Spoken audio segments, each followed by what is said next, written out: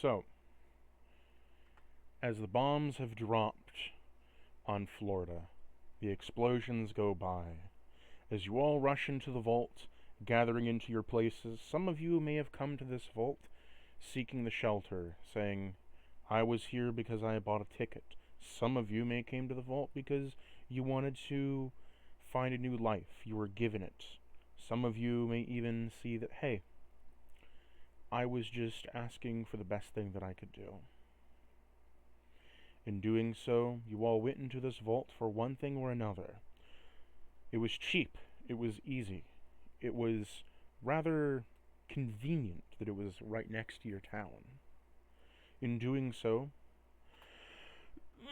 you all went inside. The gates closed as you hear the ticking and whirling of the locking mechanisms, the deadbolt setting into place, and the shockwave pound against the 20-inch thick steel doors of the blast.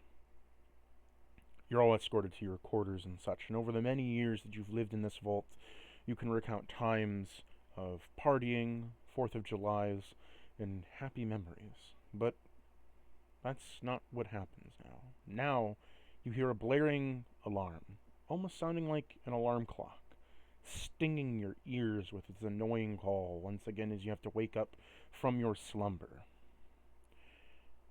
In the Wasteland campaign chat, I put the Owlbear link that you will all have to use.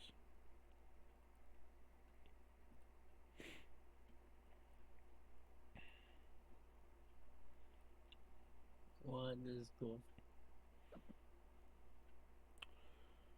Let me get your tokens up here. This is so cool. So I can know, what is the name of the Deathclaw? Just meat. Okay. One with the dog meat theme, except just called it meat. Okay. And what are the humans' names? Lena? And Sven. We put those as our names when we signed in here. Yeah, I don't know if that helps you. Yes, it does. So we're going to go in a turnaround order. But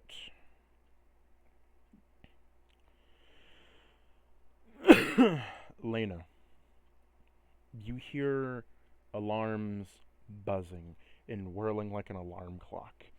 You begin to wake up as your vision is quite fuzzy. You then hear a loud explosion. Kaboom! As the entire ground shakes around you violently. Bits of steel and wire cabling splits and sparks from the sky above as it comes rattling down and flies all around. You're woken up with a jolt. The whole ground is shaking. The vault's moving. What the fuck is going on? The last memory you had, so I'm clear here, Sven and Lena, are you married or are you just No. two separate people? I'm 12. Yeah. Just Oh! two separate people. Oh fuck!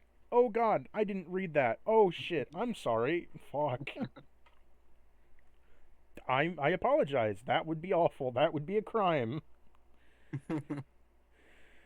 So, Sven, your last memory upon waking up is your mom tucked you into bed. You were given a candy apple. It was the festival fare of fall time. You know, it was a fall festival. They were celebrating, the docs and the science lab were celebrating some kind of bean incubator. I don't know. It was some festival for growing the largest genetically modified bean. And you were all having bean soup because, you know, one giant bean, why not? You got a candy apple, and the candy apple was somewhat special because they wanted to be special about it, so they wrote bean in it and caramel, even though it was a red candy apple. And you had a fun time, you know, you spent some time with your parents, played with other kids, and you got to pin the tail on the radroach. And, or the rad rat, rather. And so, you wake up expecting to see your mother. Instead, you've woken up to hearing the rattling explosions of a dingy vault lab with linoleum tile flooring everything is going haywire, and you're waking up in a soggy, kind of semi-wet leather chair with holes punctured in it, and you hear the squeaks of rats that are all around you. Do you see where you're at on the map, Yeah, yeah, Sven? yeah. I do. Oh, I named you guys wrong. Whoopsie.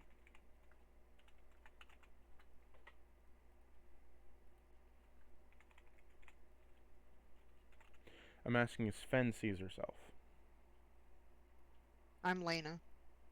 Yeah. So Sorry, Lena is Jackie, Sorry, and that's the 12-year-old girl. Lena. Do you And see then, yourself? yeah. Yes. Okay. So you can move and drag your token or whatever. Just to note, right-click drag is a pointer. You can click and drag the map, or you can click on your token and move it around. Do I need to make the bars brighter for the grid? I don't think so. No, I can see it Like okay. I can change the opacity to be like that if it needs to be, or I can make it solid lines if need be. I think it looks pretty good. Okay. Yeah, I'm okay with. So Sven, you're currently awake right now. You've woken up. Everything around you in the room is you have a soggy leather chair, a terminal computer that is malleting away on its code on its mainframe, just going away at it. And you also have, other things in the room, such as, there's a rat on the floor. Your candy apple's nowhere to be seen, nor is your teddy bear that you had. You don't know where the fuck you are. You're in some kind of like lab area of the vault, something you've never seen. There's wires and cables hanging everywhere. It looks very dingy, kind of like almost like the sci-fi books that you read from the library that are like those horror stories that you wouldn't dare touch. Or maybe you did. Who knows? There's also some kind of like metal staircase leading up to a big, giant machine or something. And there's a laser gate door over here.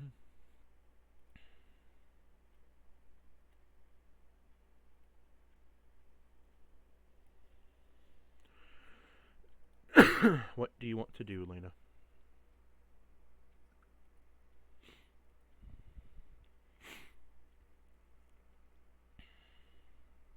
I'm gonna go up here. Do I have free movement? Yeah, you can move your token wherever you want.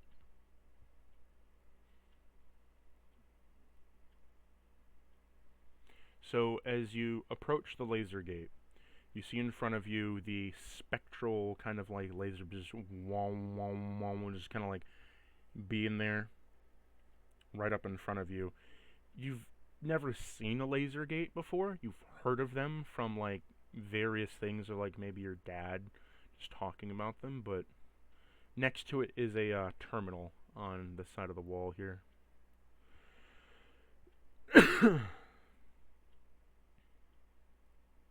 I'm gonna, let's see.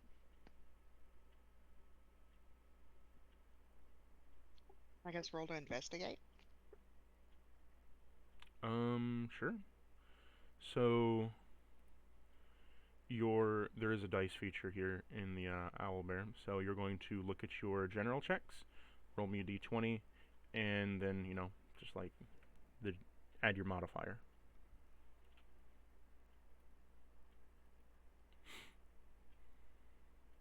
Top left corner of the screen is the dice icon.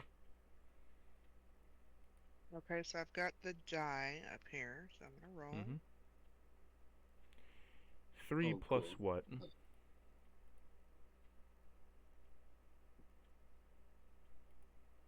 trying to get to it. My computer's not doing right. There we go. Modifier is, what is that, a 3?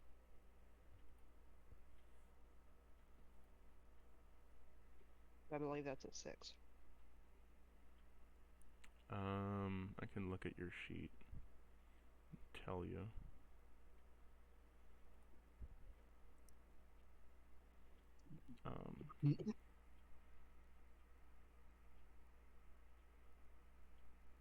That's a 6. Oh yeah, 6 total. I thought you were saying 6 modifier. Okay. No, you're right. It's a 6. So, a 6 in total. As you walk over to like this computer screen, you know what the fuck is going on here? It's like code. What's going on there? There's all kinds of garbled letters and things going on. Something mainframe, something laser gate, something power air, something about pound cake, and then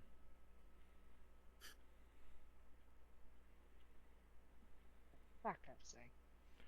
Oh, gosh. I'm gonna shoot at the rat. you're gonna shoot at the rat. I'm gonna shoot at the rat. You have a gun? I'm gonna. 12-year-old has a gun. Okay. I'm gonna look around then. I didn't think about that. Do I see? What is this here? That is a terminal. That is a wall-mounted terminal.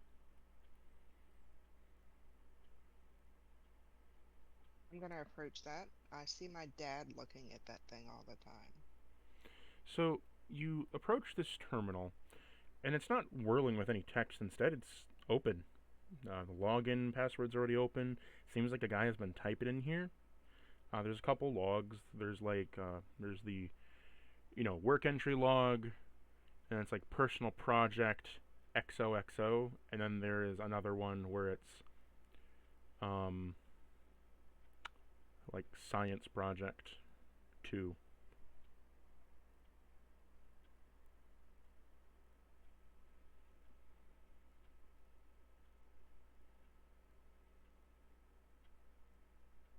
What would you like to do?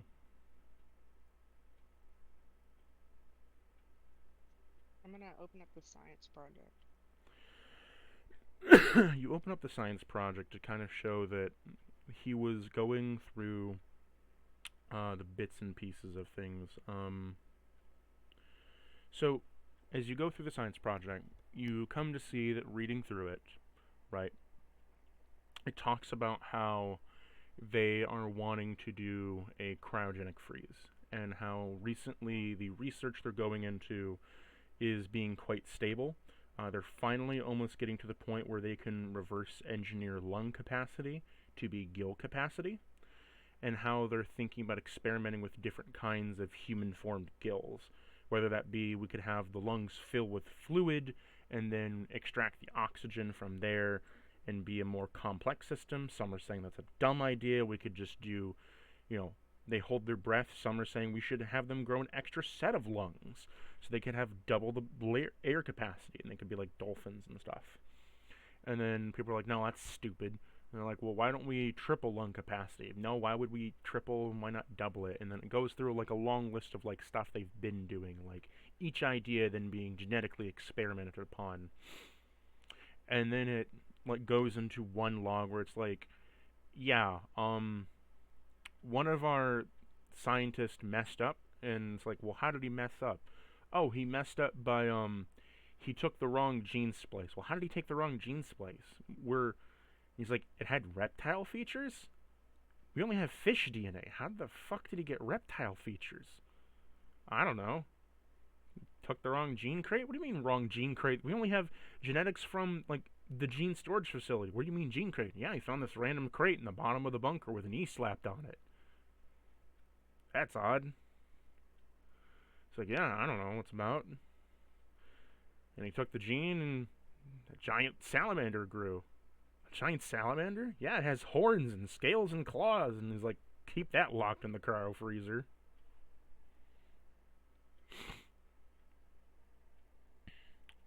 Just as that occurs, as you're done reading that, Sven,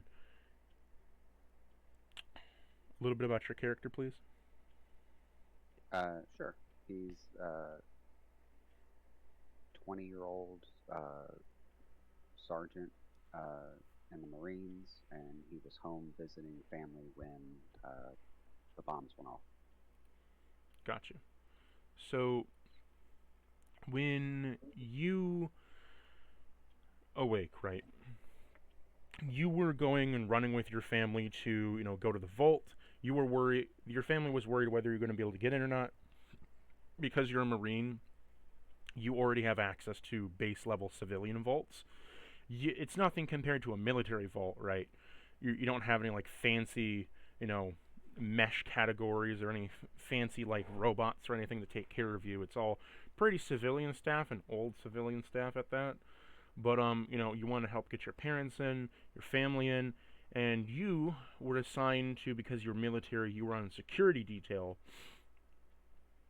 But you remember one day that they wanted to try out some kind of rejuvenated treatment, because while you are 20 years old, they're like, hey, we want to keep genetics of like the 20-year-olds pretty secure, and we're coming up with a way to do more like long-term deployment. So you've served a couple years, we'll put you in the freezer for like, I don't know, a couple months, let your cells regenerate, recoup, you know, pump a few drugs in you, and then send you back out. And you didn't have an issue with it at the time. I mean, for you, it'd feel like a nice break because you were working nonstop.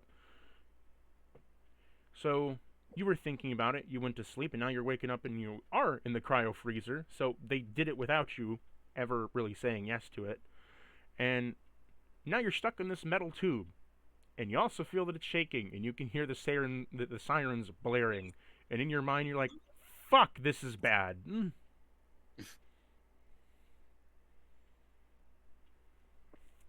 I start looking for any kind of a escape or an opening mechanism on the inside. On the inside of it, it's padded with like light padding, and you feel like there's a couple IVs that are inside your left arm that have been pumping like saline solution, vitamins, and other things into you. You're a little bit puzzled though because there is no catheter. So that's strange. Because you know, you'd think they'd have to get rid of waste somehow. But anywho, you have these IVs that are still in you, and you notice that well, if you want to notice anything else, roll me an investigation check.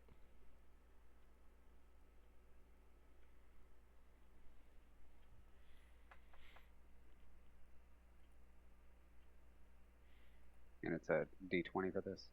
Yes, a D20 plus the modifier for your general check of investigation.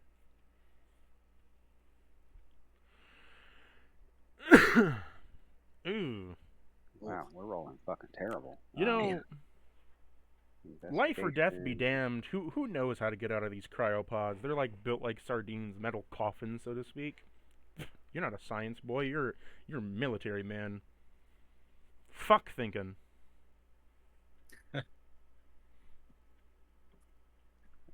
Yeah, so not seeing any way to get out, I start looking around. I start banging on the glass, making noise.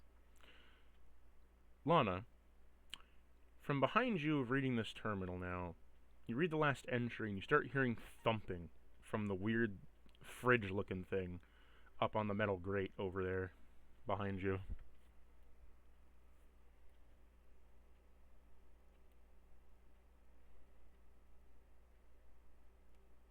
Just the poom poom poom poom poom. Oh, I didn't key up. Sorry. This is steps in a platform, I'm assuming. Yes, this is steps to get up the platform here. Okay, I'm coming up here to look. I know it's a little blurry, but... So, you get up here, and it is a giant... Literally looks like a refrigerator, but a refrigerator that's like 3 times the size. And it has like a little tiny glass cutout on the side of it. Detailed, etched into it, it says Sergeant Sven.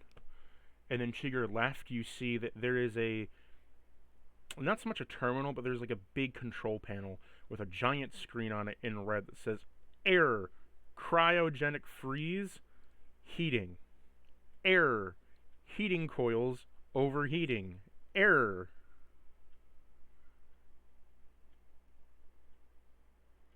I look to see if, do I see him in, like, is there like a glass panel that I It's can on see top through? of it. You would be too short. Okay. Not knowing if there's anybody in there or not, I don't feel a real sense of urgency or anything, but like I'm like, well, but I don't want this thing to Well, blow up. so I mean, I'm in there banging on the glass, screaming to let me out. I don't know Oh, how. okay, I yeah. don't know how much noise comes through. So, why don't you roll me a performance check? 20 Ooh. or him, me or him. Sven, roll me a performance check to see how loud you can scream. Got a 9, and performance is a 7, so 16. You hear him pretty well. Of help, help, get me out of help. You hear the Help! you just hear him like help, help, help, help. As you scream how, it doesn't come through. It's just I'm looking at the button. Are there any buttons? There's like Is it like a 6 touch buttons screen? and 3 levers here. All of them are red, and all the levers look the same.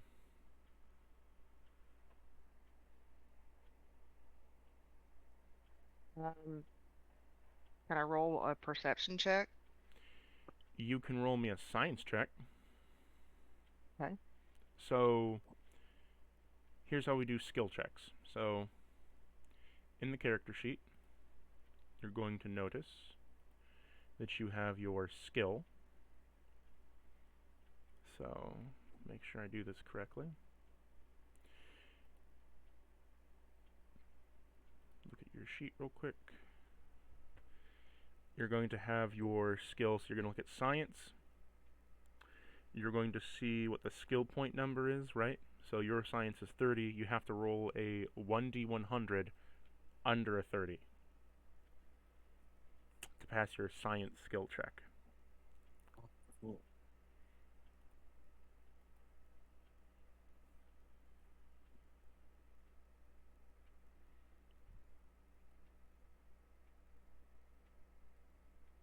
Trying to find the 100. Very bottom. Under the d20. Got it.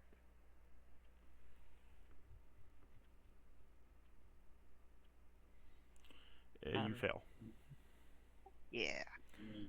So, kid brain don't do well with science. At least not yet. You didn't follow all your chemistry classes.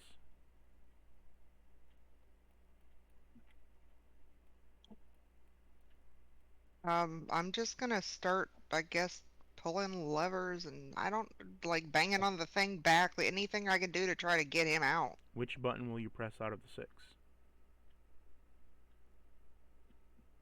Number 2. You press number 2. As luck would have it of Providence, the lid begins to open as it opens up, I did it. and I just start jumping up and down. the lid begins to go as it opens up. Sven, the IVs that were in you, all 4 of them, rip out of your skin violently as they're sucked into the side. Because they don't just come out, they like bend and then cut out of your arm. Function over, you know, greatness. But so now you have some like, you know, deep protrusions in your arm from these long needles that were in you. But you're out, and in front of you you see a 12-year-old girl. She's grinning stupidly, so proud of herself.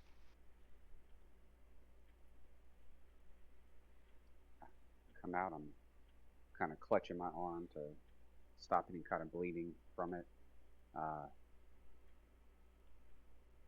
Look around. And You go look where else? around, and you find yourself in the biotesting facility.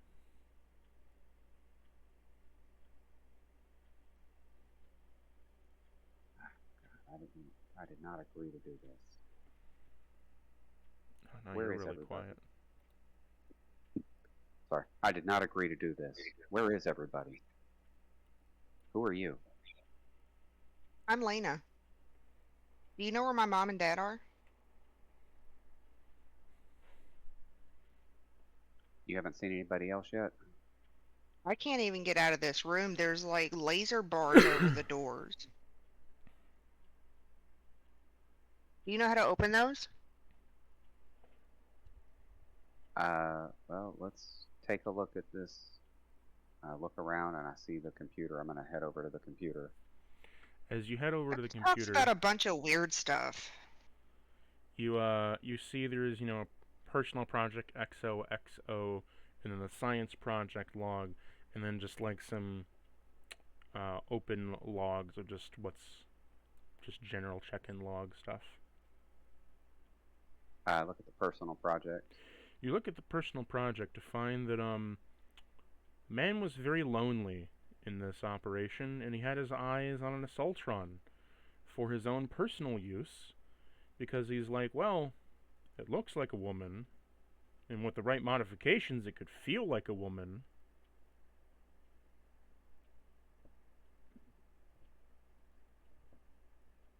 Alright, get out of that. You Just kinda have shake my obtained head. the assaultron sex bot schematic. Alright, let It's me been write that downloaded down. into your Pip-Boy.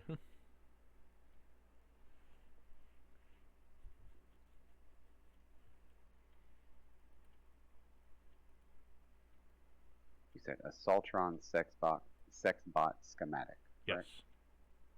Correct? Alright. I go to the next entry.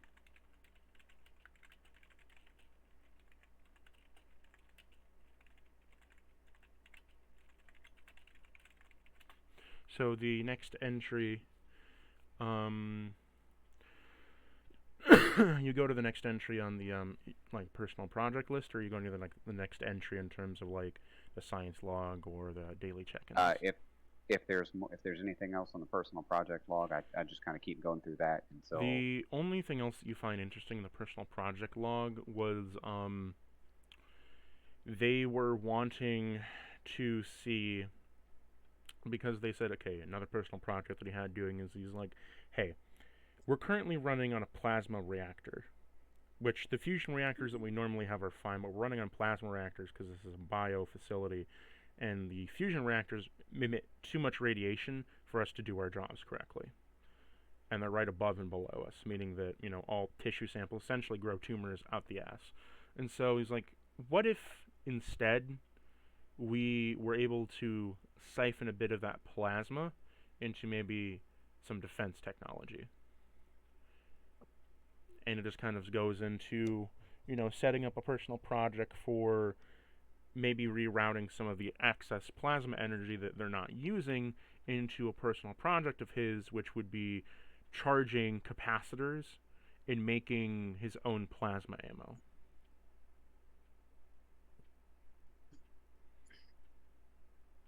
okay. It doesn't give you a schematic or anything, it's just like theoretical notes. Sure, that's fine. You get the same science log that she got, of course, about all the projects, what they're doing here, and something about some kind of like giant salamander with horns and claws.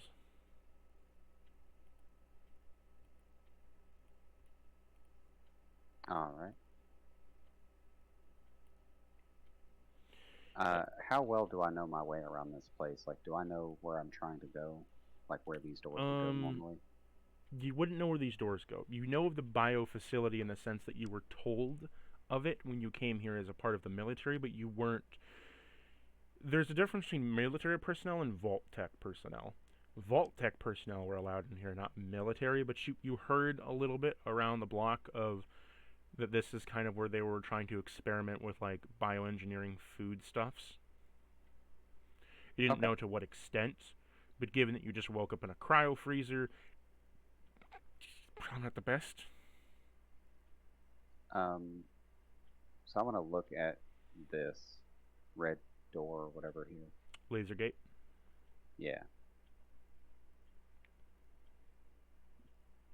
Yeah, so what, do I see any kind of a terminal to access this? Or did I see anything about laser gates in this? There's no terminal access to it. You don't see any terminal around it. The only terminal that is up on a laser gate is over here. And yeah, is over here.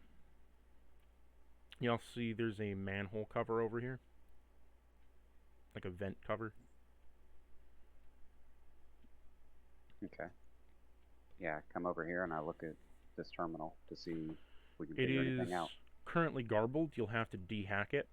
You'll have to hack into it to decrypt it.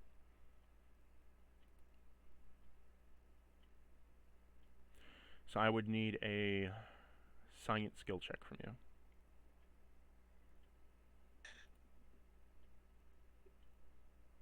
Nice. No, D100, please. Oh, sorry. Skill check, not a general check.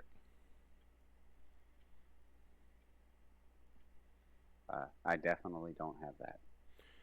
You try to descramble it a little bit. You're not quite up to par with the other bigwigs that were into this kind of stuff. Like, you can do hacking, but it's like rudimentary hacking. Like, you know how to like bypass a few circuits or get a jukebox to play a song over and over again, but fuck, unlocking a laser again, it's a little past your prime.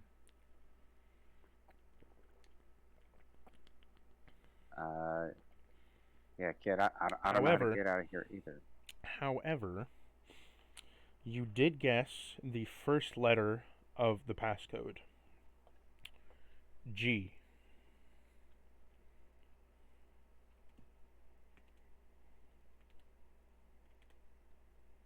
I'm about ready to throw the rat through there. Maybe it'll sort it out. Poor rat. I searched the room for kind of anything else that might be abuse, and then I guess we'll check out Perception, that little general check. gate.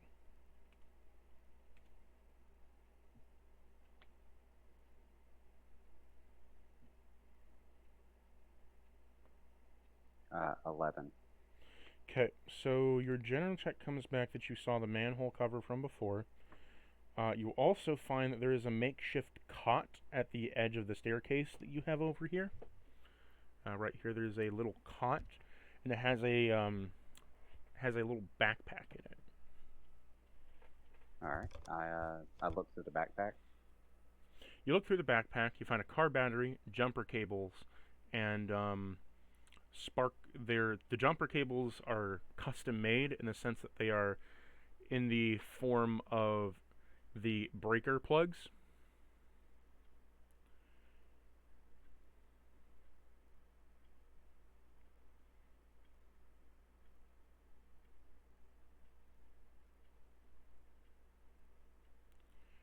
All right, so got car battery and jumper cables.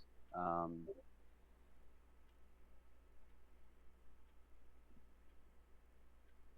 right, kid, I want you to move back. I'm gonna try something here. You stay away from the laser gates. How's this? You see a rat kind of climb up and squeak next to you. I want to take the car battery and connect it to the laser gate terminal. So, as you take the panel off from the bottom of the computer terminal, you see there are two slots. As the two slots in there are the breaker cable, where the breaker cables have been modified to fit into. These are terminal overrides that in emergency situations, if a terminal needs to be overridden, you can stick two metal prongs into it. Usually they're supposed to be two metal prongs that don't kill it, but instead they just override and shut the terminal down along with all of its functions.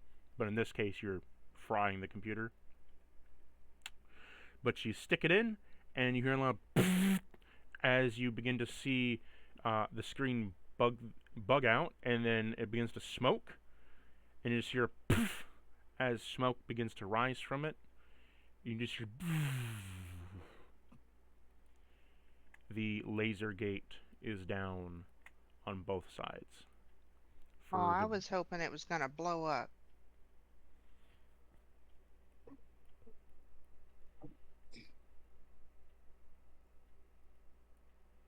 Which way?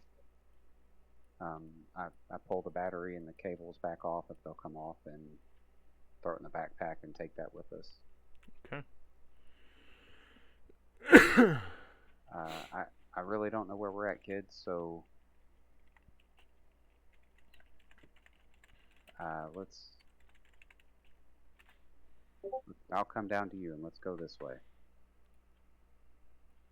So as you exit out this door, you're immediately hit with a sense of dread and eeriness as you hear the scraping of metal, as well as the sound of generic. You hear like scraping metal. You hear a little bit of wonks and twerps and twirls of machine code, and sounds like there's a robot nearby. Big one.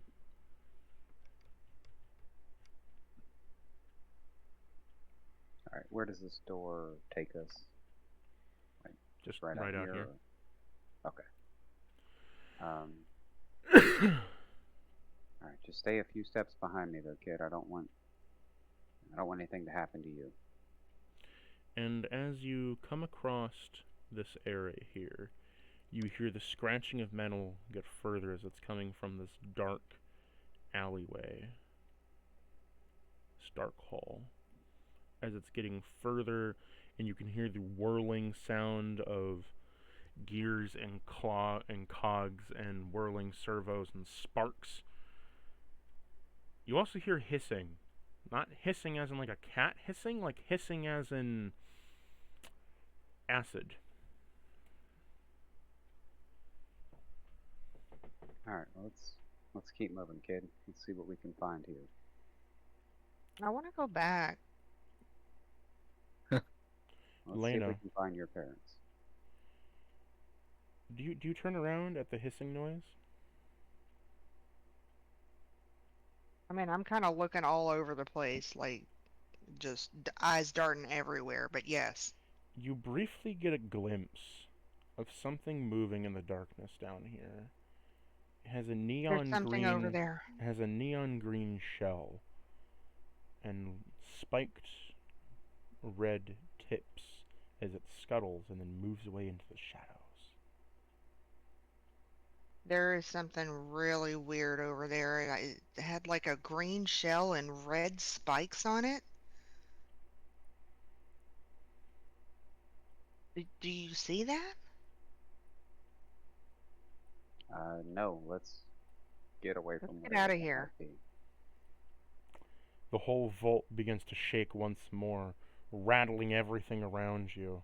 As below you, you are going beneath one of the main generator coils, one of the main generator Tesla coils. As you can see the chute open a little bit, sparks fly out as they then shut once again, releasing their electric payload to vent off some of the stress and steam of the generator. Coming up over here, you're coming up upon one of the plasma generators, where each side has its own Tesla core arc reactor and turbine connected to it. You see on the floor here a broken terminal from one of the ceilings above. And Lena, you hear that mysterious clanking once again of almost metal on metal and the screeching of clank, clank, clank, clank, clank, clank, clank, as it sounds like it was very close and then trails off. Almost like it's below you.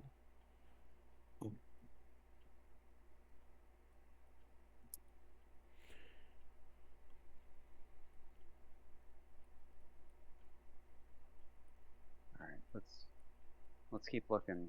See if we can find your parents.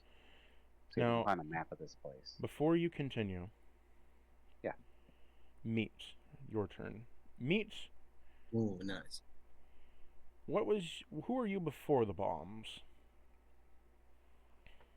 Oh, was I a person? I just always thought a Deathclaw was just a beast. Well, remember, it was all humans that came into this vault beforehand, and they wake up and end up turned into these things. Oh, interesting. I didn't really think about it. Well, while you figure that can't- out, you were a guy. Yeah. You were a guy before the bombs. Came out of the vault, You remember enjoying the feast that was the bean festival. You had bowl after bowl of bean soup with synthesized meat mush along with the famous rationing of hot dogs. That these weren't synthesized dogs. No, these were actual fucking genuine hot dogs. The Nuka dogs. They were the bomb, the literal bomb, with radioactive flavor injected. They were the best thing you've ever had, and you ate 6 of them. And then you passed out as you drank a little too much of the moonshine from the partying, and now you wake up. You can't really talk. You can only really grunt, some kind of garbled lizard hiss. You feel as if your body is somewhat bloated, swollen, that you have more muscle, and as you go to look at your hands, they're not hands, it is 4 claws and a thumb. With a, like, your hands are claws. You have a Pip-Boy still strapped to you, and you're in a vault suit, but the vault suit is peeling back over all your scars, and you have scaly skin and horns, and you swish your tongue around, and as you swish it around, kind of like getting the taste, you see your teeth are jagged. And your tongue can hang out past the side of your chin. You can lick the bottom of your chin. You've never felt that before, but that's a weird feeling. And why is there this thing between your legs? Surely you weren't that packed. Like, goddamn, like you might feel like you have a third leg, and you realize, I have a tail. Wait, I have a tail?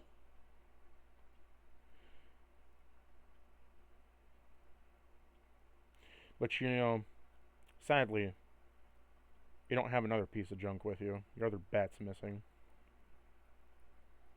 Oh no. And worst of all, you wake up in some kind of metal entombed thing. There's no window, there's nothing. It's like a metal box all around you.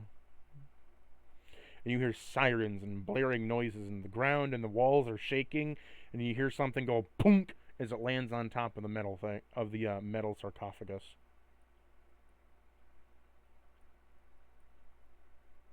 So I think I would, out of kind of fear or rage, I would try and beat my way out of the thing. Anyway, like, I don't think I know yet that I have horns, but I'm gonna extend my body out and see, you know, if I can get out of this weird metal thing. Okay. Roll me a melee hit. So if you go to your unarmed, Yeah. roll me to I hit, know. which would be, you look at your unarmed skill, and you go to your hit, roll to hit. Are you able to see mine? Do I add the 12 to that then? You would just add your 12 to it. You're just giving me the base roll. I just need to see the base roll and then add your modifier. Okay. But well, sorry, no. You're trying to roll under it. Right. So it's a D100 under it. Fuck, you're all rolling 90s. Goddamn. Yeah.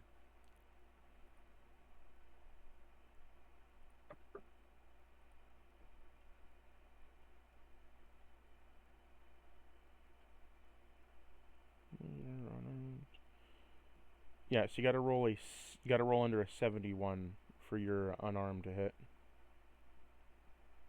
Not bad, but yeah. So as you you miss, you're just gonna swing again. Eventually, you just hear a thump, a thump, a thump, and then you swipe through as your claws cut clean through the metal, like No. butter. Just fing, as you scratch and claw your way out onto this deck as you hop out, ka-chunk, your weight giving into the metal a little bit, as you were a big boy, very big. And you see your brown, dark brown. Choose your roll me a d4 real quick. for your skin tone. Oh, okay.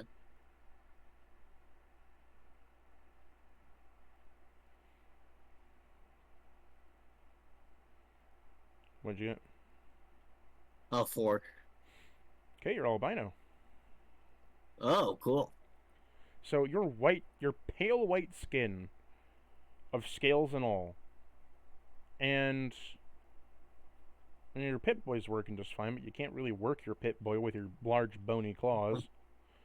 And yeah, you look almost like one of those Godzilla monsters.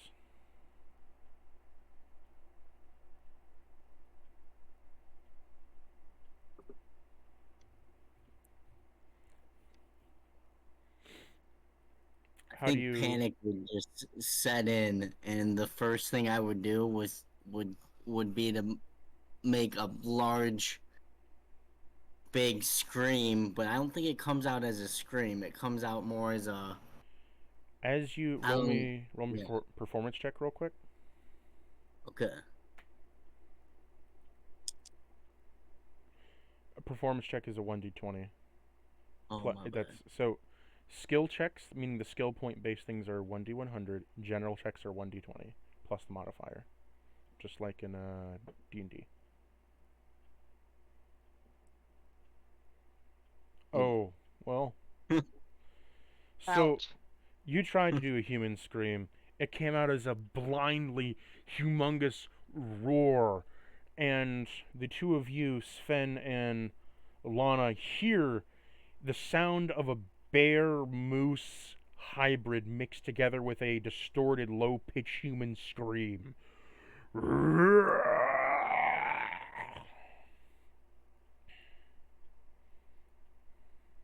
That didn't come from where I saw that thing.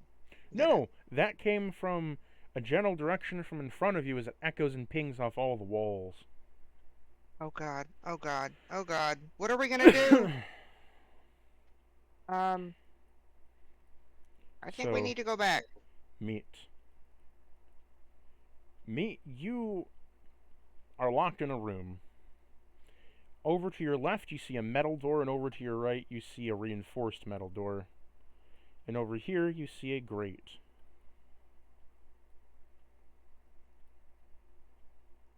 Am I too big for the grate? Yeah. Okay. I'm gonna head over to the door that looks weaker.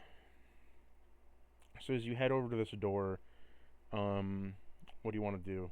By the way, you can move your token. Which one is it? This one that's. Yes.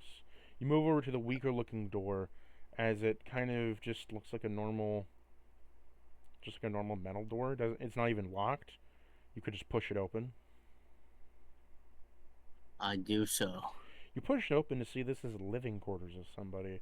There is a dead body on the bed. He shot himself, and you see there is like a general workbench, some kind of desk and table, a bathroom slash sluice gate over here, and what appears to be a revamper sink.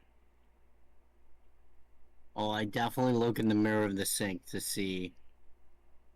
As you walk over, the revamper sink slides away the dishes on its bottom to reveal the empty bowl of the sink, as two separate dishes come up to shine a mirror in your face. As you look at yourself, you look like a giant lizard monster. Like giant, as in the sense that you look at your hand, the hand that you have is like the size of a normal human torso. Oh God. You're a 9 foot tall lizard monster. Absolutely startled. I think I kick back a little bit, and then I look for any sign of human life, any terminals, anything like that. Yeah, can I still do like investigation checks and check Yeah, you out can like the still do dead checks body and and stuff. stuff? Okay. You may not understand it fully because of the way your brain works, but Right. you certainly wouldn't be able to communicate it because you're not talking Deathclaw. Right. But yeah, Uh, you can still do a check on and it. Perception. yeah, that's Or what I'd like. investigation. Up to you. That's D20, right? Yep.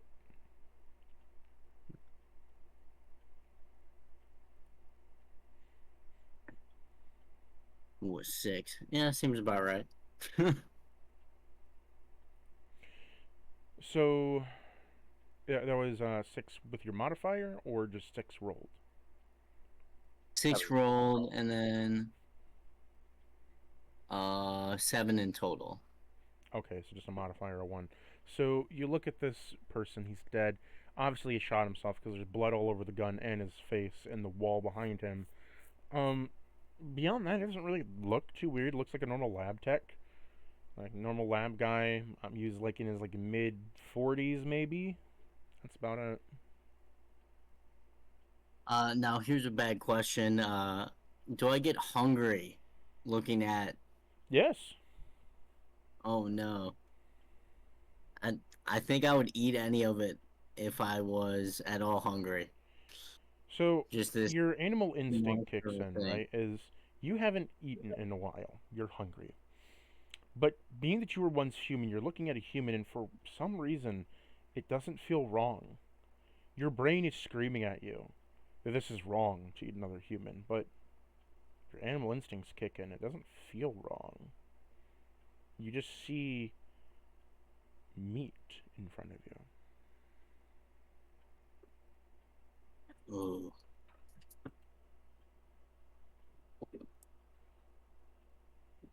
Uh, is there any other doors in this room? I don't see it. In the current room you're in, no. Yep, so I'll just move on ahead.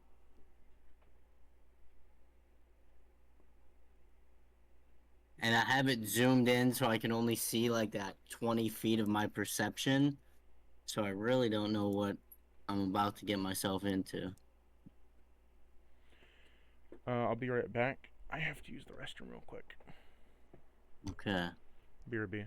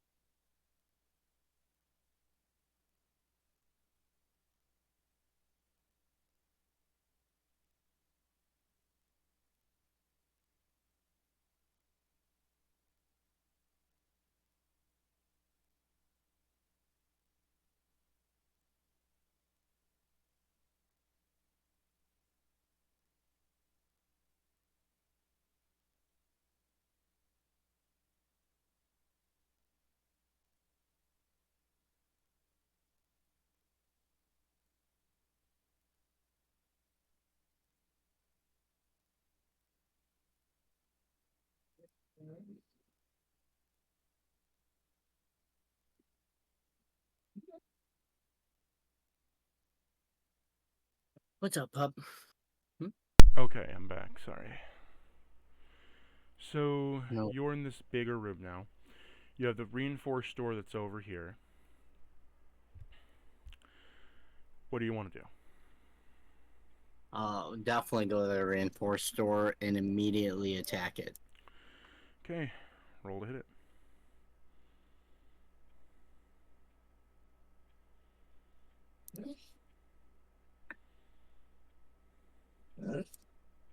What a hit is the D100, isn't it?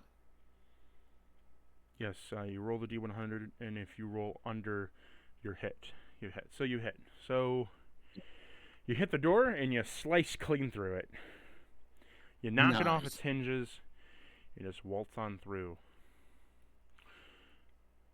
Sven and Lana, you hear off in the distance a shriek of metal as if a can opener just cut through a steel beam.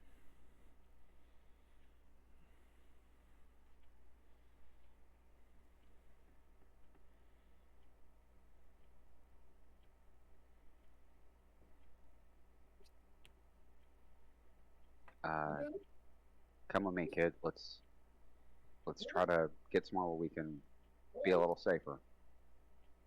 Okay. And I think we start running over this direction. As you run over that direction, and Mr. Handy says, "Wait, halt! Who goes there?" Do I recognize this robot?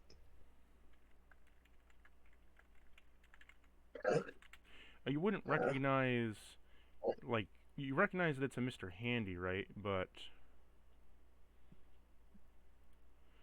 They all not- basically look the same. yeah, not to be a dick, they all Okay. look the same. My name is Lena. I don't know where I am. Is this still the vault? Hello, little Lena. Yes, I'm Mr. Gage.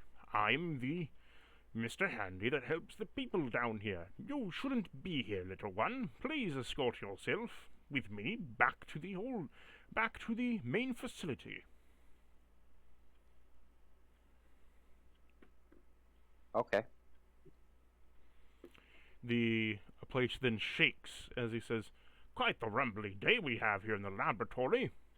I'd say the big wigs are cooking something up extraordinary.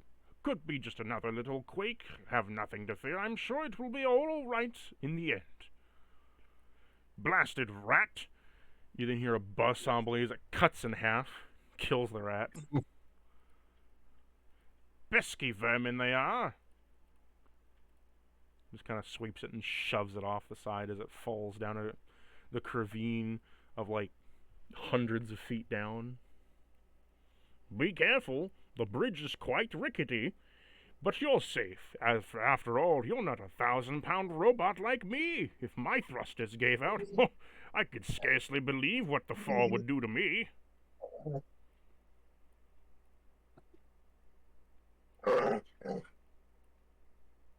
I'll be right back. My dog needs to go out. All good? "What's your name, sir?" Sergeant Sven. "Ah, Sergeant Sven. I will have to ask you to come with me, Sergeant Sven, as you are late for your appointment with the doctor. He needs to check upon your health, and you have not been in good health, sir. You've had a mighty fine cold."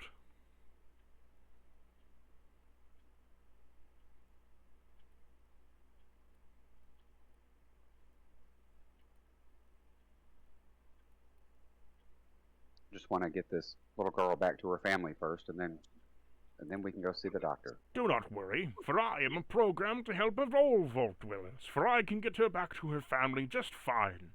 However, I need to escort you first to the doctor, for then I can complete the task of escorting this girl." Okay, where's the doctor? "The doctor is just this way. Follow me." As he says that, you hear a rumbling and then a poof as you look up to quickly see as he walks a little bit ahead, and then ka-chink, a giant hunk of metal of a girder beam falls on him.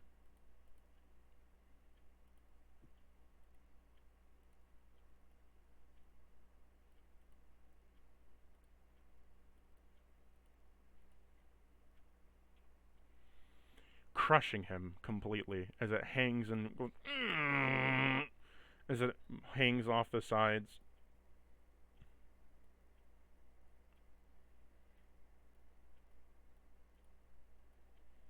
Well, let's go this way.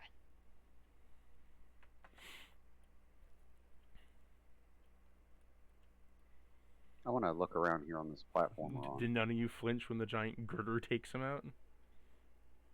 I mean, it was just like, well, fuck.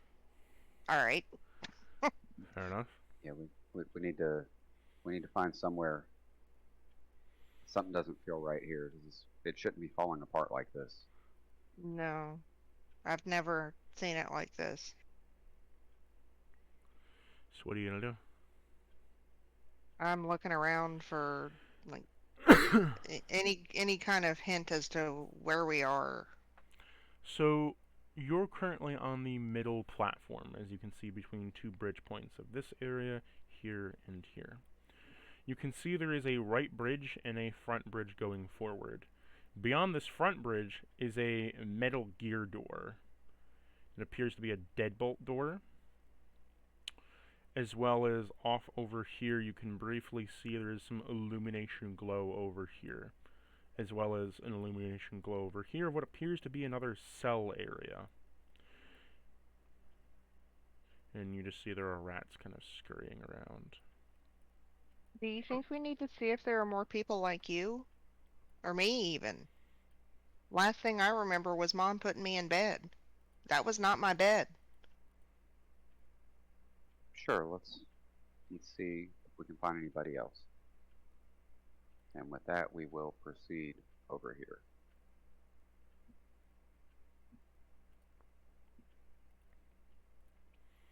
So as you head down the other way, you come across... I'm going to wait for him to come back so we can do the big I'm reveal. back. Yeah.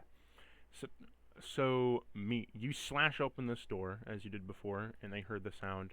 You walk out to see there is a decently old male in his 30s and a small 12-year-old girl in front of you.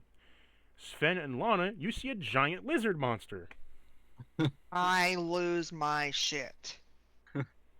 who is currently has I- his jaw dripping with blood in his hands, claws covered in blood as well.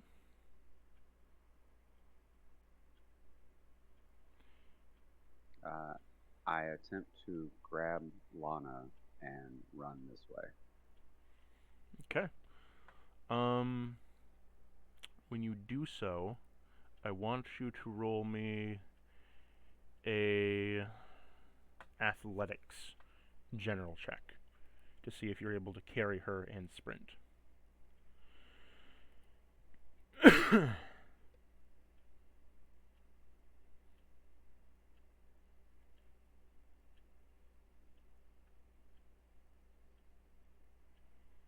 It's a 10. You are not able to kind of you pick her up, and as you begin to run, the excess weight along with muscle atrophy has made it so your muscles aren't quite what they used to be. So you manage to sprint and you drop her right about here as your legs just kind of topple over as you fall right here. As you splat down, you stop yourself before you were about to go off the side edge of this area as you see a few rocks stumble down hundreds of feet down as you were about to just roll over into an abyss.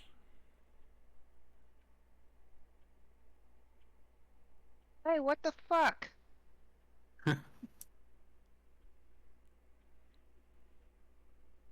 Run, Lena, run.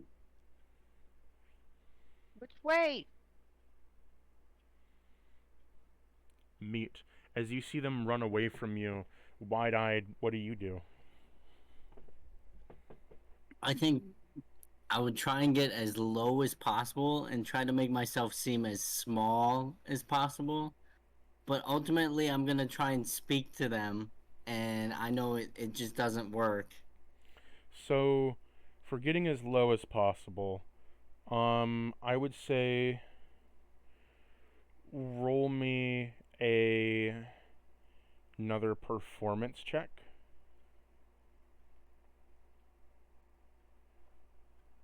Oh, my bad.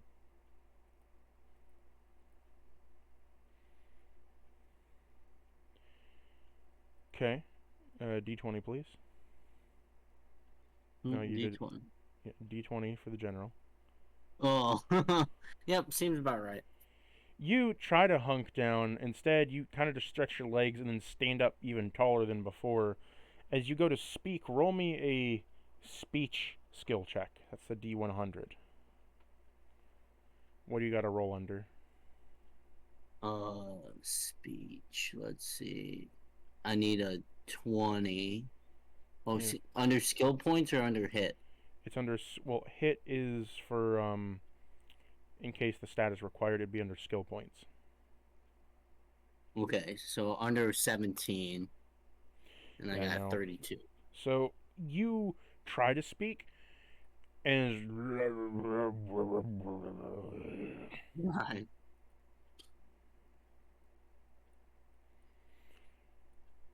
what do you think, Sven? This thing is like kind of like looking like it tried to crouch down and it's standing real tall. It's not acting like a predator. At least any predator you've ever seen. I'm gonna do an insight.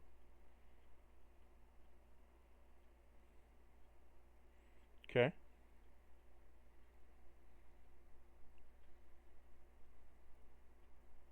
I don't know. I have a 9. Cursed dice. Yeah, these dice roll like shit. We have not passed a single fucking roll. So your dice roll comes back to say, hey, it's odd. It's weird. Yes, you're still threatened by it because it's a giant fucking lizard monster. But your insight comes back to it's trying to communicate. You don't know what it's trying to communicate, but it's doing something. It ain't doing the right things, but it's doing something. Lena, you pass over this bridge over here back to where the girder was, and you see a rat that just kind of squeaks at you.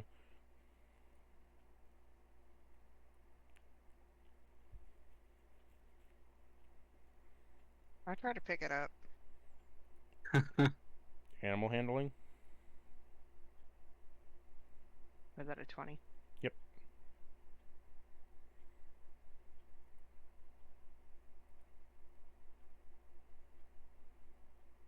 Holy shit, it's above an 8. You 18. you scoop up the rat, and you have found a new friend, as you have befriended the rat.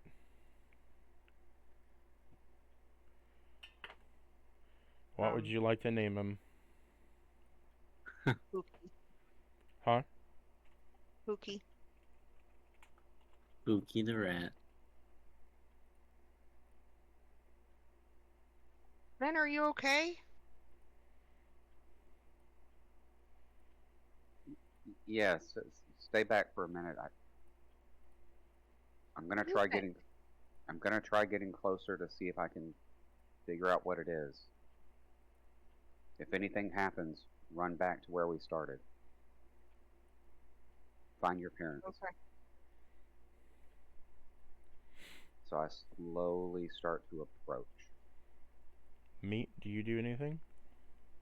I think I would back up and try and show off the Pip-Boy aspect and the fact that I'm wearing clothes the best I can. So as you back up, Meat, you kind of like lift up your arm and just kind of point a claw at your Pip-Boy.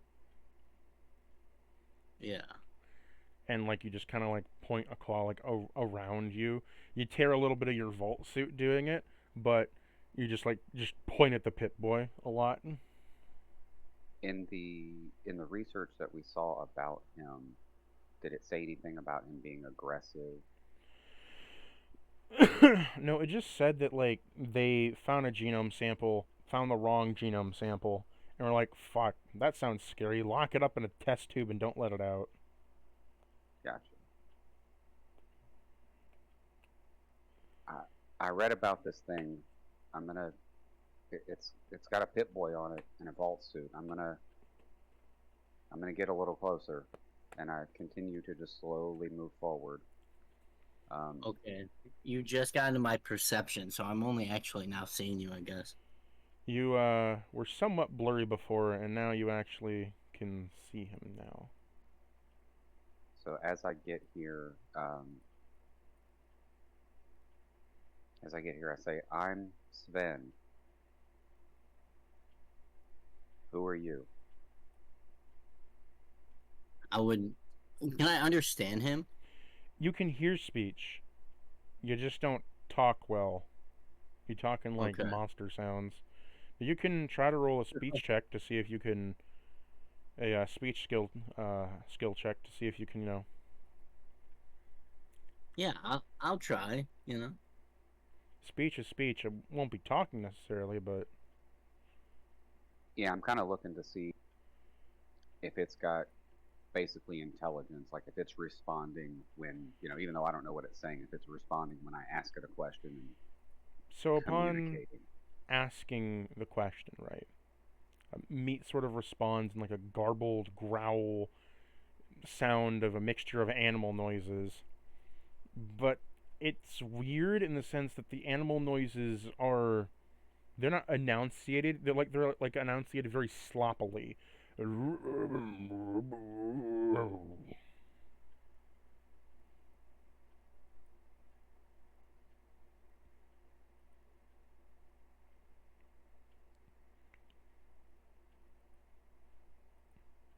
Almost like it's I, heard speech before, but it's trying to recount it, but it can't. all right, I'm gonna try to make my way past him into this room. Do you allow that, Meat? Yeah, absolutely. In fact, I think I back up a little bit and I try and see around me some more.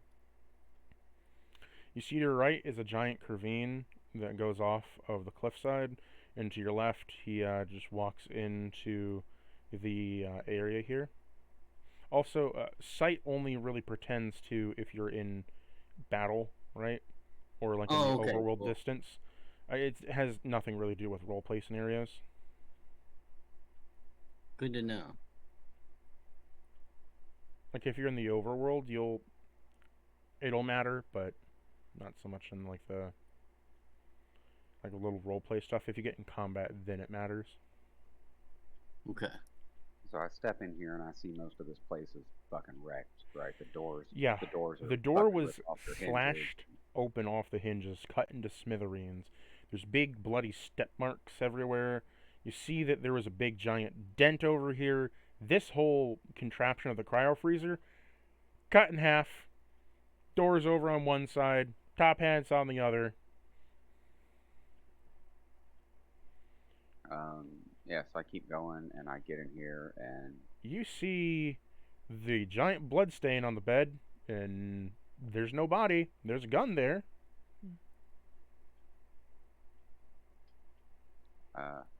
I pick up the gun and inspect it. Okay.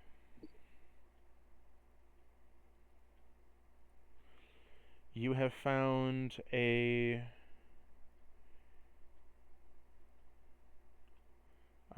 357 Magnum revolver.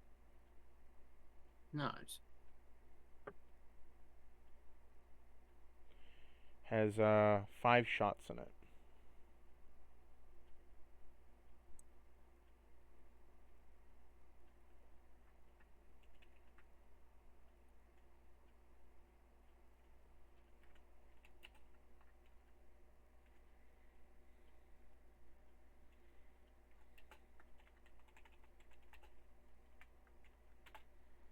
Here you go.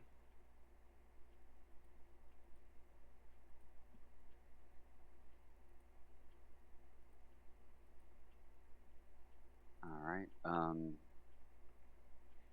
I look around for any kind of notes, um, a terminal, anything like that that could tell me more. You see a workshop table and a desk over here with some kind of stuff on it, as well as a moto sink and a sluice bathroom gate. All right. So yeah, I go to start here.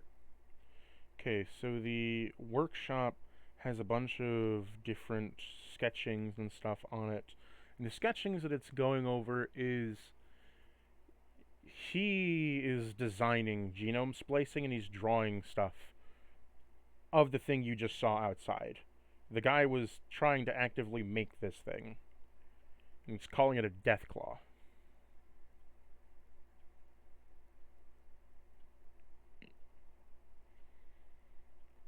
His idea is that if humanity was to rule the seas with the genome splicing, we needed a guard for our above water. Why not make an animal companion similar to a dog?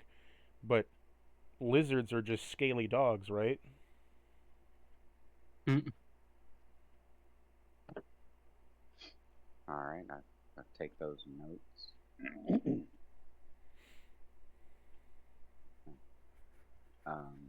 And then I go look at the other area. You go over to the other desk, and you find that there is a smashed up terminal and a journal. I look at the journal. The journal mostly goes into the professor's life, as he's living through here, writing in a way that he's always writing about Lucy, like he's writing a letter to Lucy. Of Dear Lucy this or Dear Lucy that. Of Dear Lucy, I recently had to do some cryogenic freezes today, and we're doing genome splicing. Finally, we're getting into the work I've always wanted to do. We're gonna finally help humanity and get out of this hellhole of the bombs. As long as we can just make life sustainable under the water.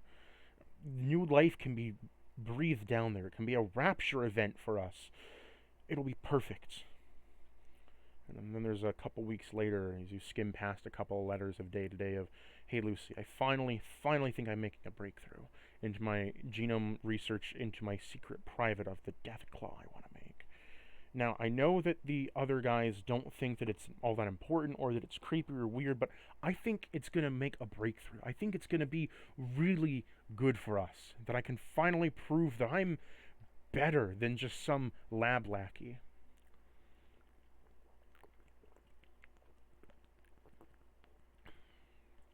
That I can truly be a scientist that you can be proud of. A scientist that you would actually hope to look at. That maybe a scientist you would go on a date with. And then it goes into a little bit later that they've pulled away my funding, and now I have to leave him in that tube. I don't know what the genetic genome is going to do to him. I don't know what the splicing serums are going to do to him. I have to take it offline. I have to put it into sustain mode. He's small now. He's no bigger than a golden retriever. But if he grows, at least he'll grow big enough for the tank, that is.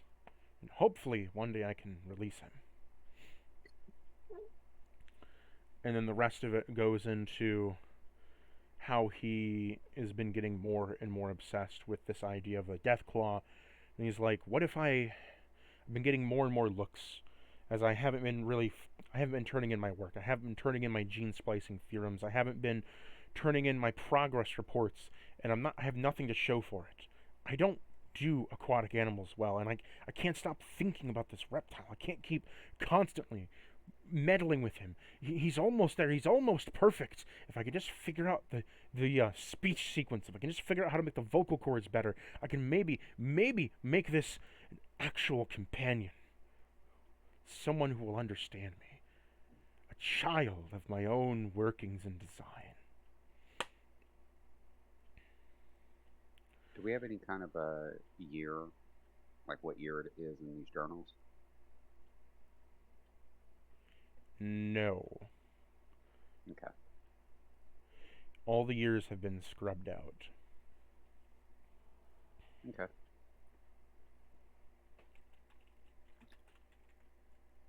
I think Meat would then kind of poke his head in and kind of realize that his friend here is figuring it out, and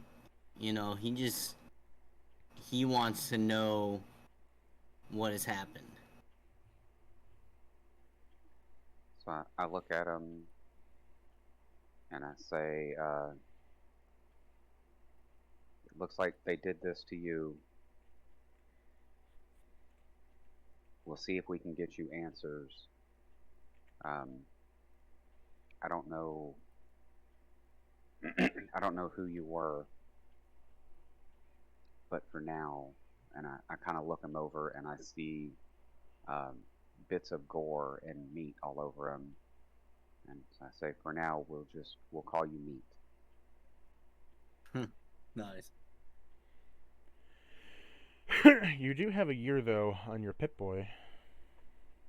Okay. What year is that? 2,300. 2000. And I always forget, what year did everything happen? The main story of Fallout 3 Oh, I forget. is 200 years after the Great War, and then in the span of after that, it's a couple years after. Fallout 4, the latest in the series, is 287. The show takes place in 290 or something. Cool. Okay. So not real long. No, it's only been cryogenically speaking. well, cryogenically, it's been about for you.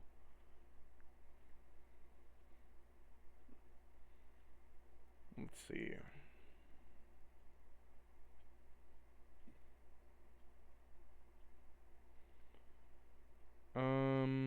About 300 years.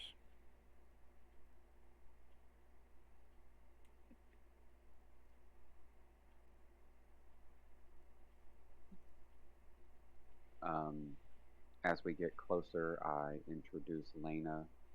I tell him that this is meat, and that we're gonna try to help him figure out what happened.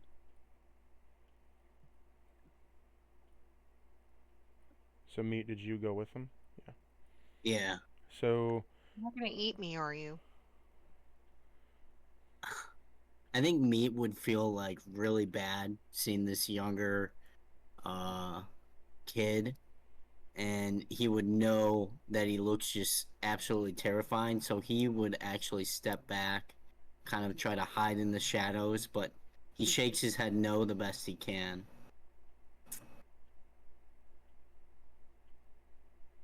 You look scary, but I don't think you are. He tries to make him feel better. Oh. I want to go back the way we came, where that robot stopped us from going, and see if maybe we can find some schematics of this place. you then hear another shake and quake of the whole area as it begins to rumble. More girders begin to fall as the air screams, air, air, air. Reactor plating failing. Reactor plating failing. Plasma generator. 5 hours till implosion. 5 hours till implosion. As then a large siren goes off and So quickly, I want to make our way over here, and I want to look around and see if we can find any working terminals, any supplies, anything so like that. perception. Yep.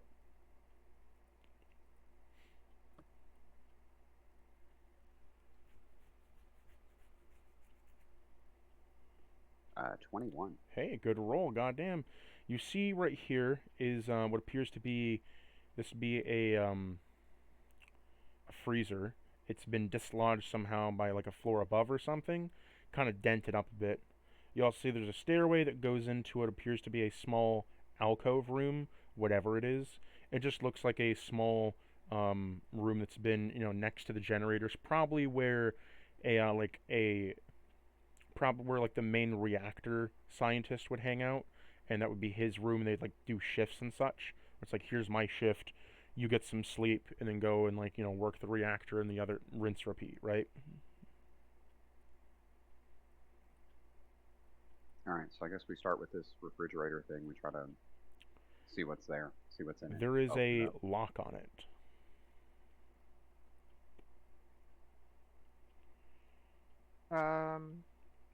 I'm pretty good at picking locks. I'm gonna look around and see if I can find something to pick a lock with.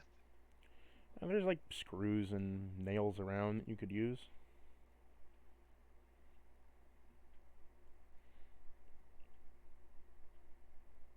All right.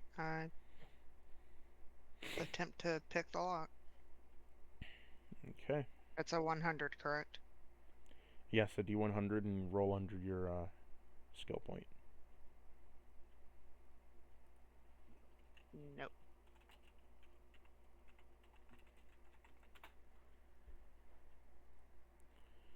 Wait a minute. Roll 26. What's your lock pick? 85. Yeah, you make the check Yeah. because you have to roll under it. Yeah. I forgot that it was that high. I was thinking it was. You need 5 nines. So you crack it open, right?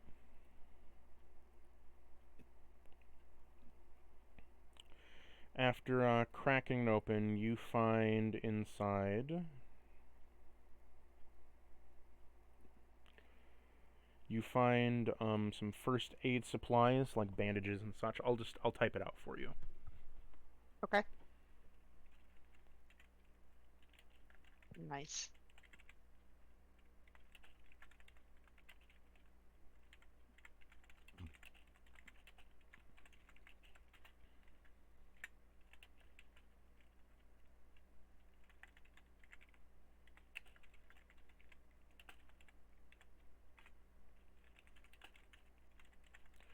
And while she's doing that, I'm gonna investigate the other room. Just no rush. Whenever you know.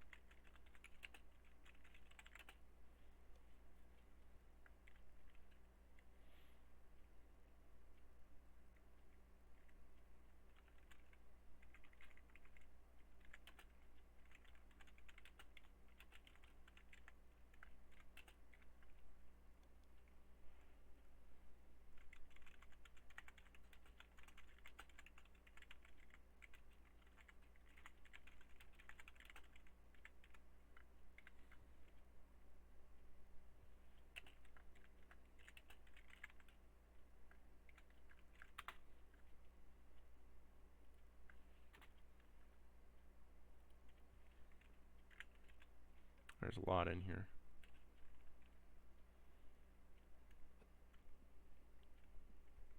You take as long as you need typing up free shit that we get. We'll wait.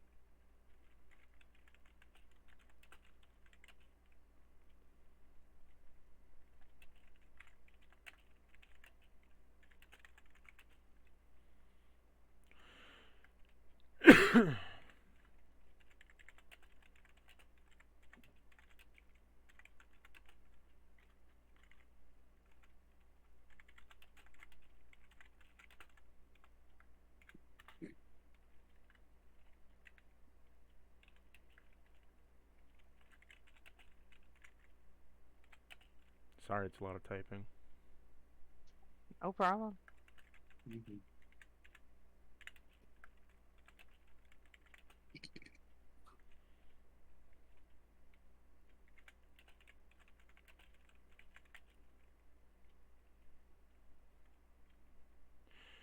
Okay. So, you got 5 bandages, which stop. A bandage will stop a bleeding or an open wound. 5 antidotes that heal poison. Stim packs, 2d8 HP on heal. Super stims, 4d12 HP on a heal. Buff out, which gives a 10 plus hit to melee attacks and a plus 15 damage on melee weapons.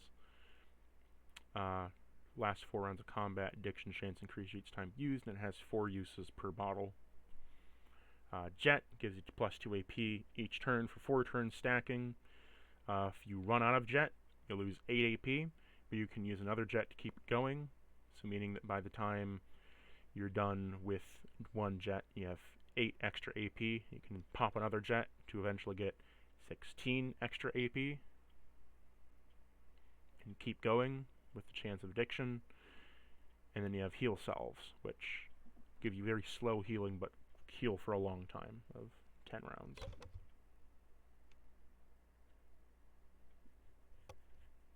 Very nice. Yeah. So you've hit a massive payload on, all this stuff. Distribute it how you want.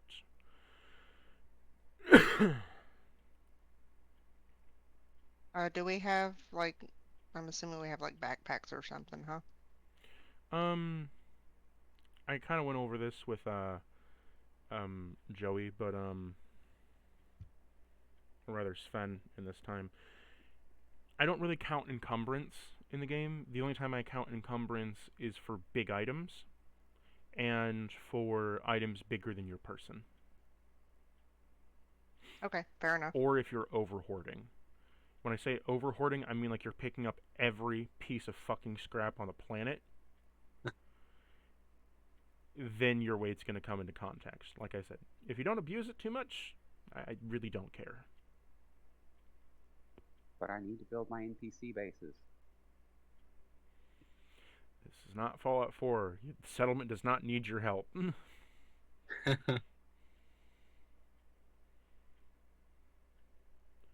Oh, General, there's another settlement that needs your help. But yes, you find all of this stuff inside Lena. Do you want to distribute it between you and Sven, or do you want to keep it all for yourself? I'm gonna tell everybody, I'm like, hey, look, I got all this stuff that was in that box. Do you want me to hang on to it, or what do you want to do? I'm really worried about what's going to happen here. That looks like a lot of stuff. We'll figure it out while we walk. Okay. Just hang on to it for right now, and we'll and it then magically goes into your vault suit of holding. Yeah, and then I look in this other little room down here. As your Pip-Boy just kind of blinks and registers everything you have on your person. So you say you want to look in this room? Yeah. Okay.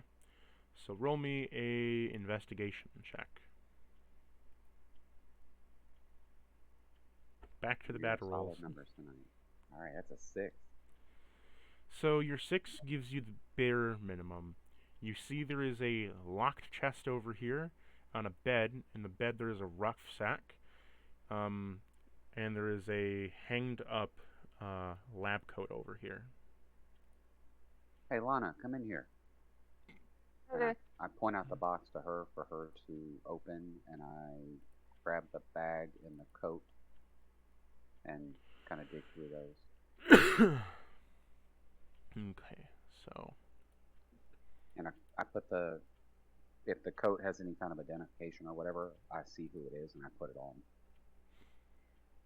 So, first up, we're going to go with the coat first.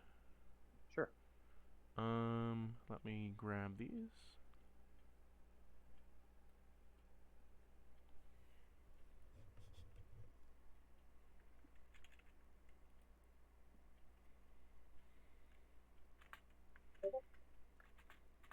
And then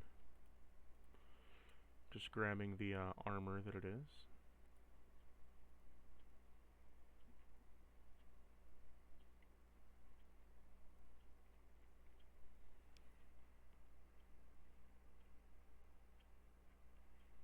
scroll down on my master doc.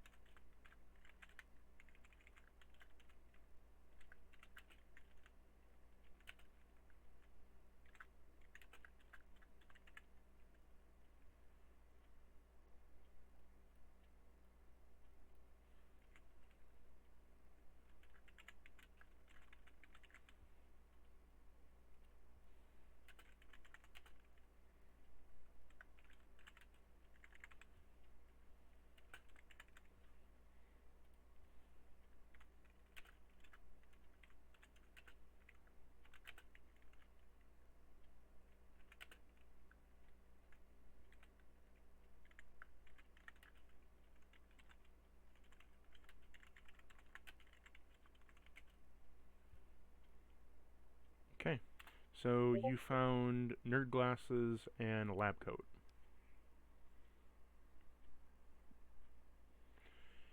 The nerd glasses will give you a +1 perception if you have the 4 eyes perk, and the lab coat gives you a +4 DT against energy weapons.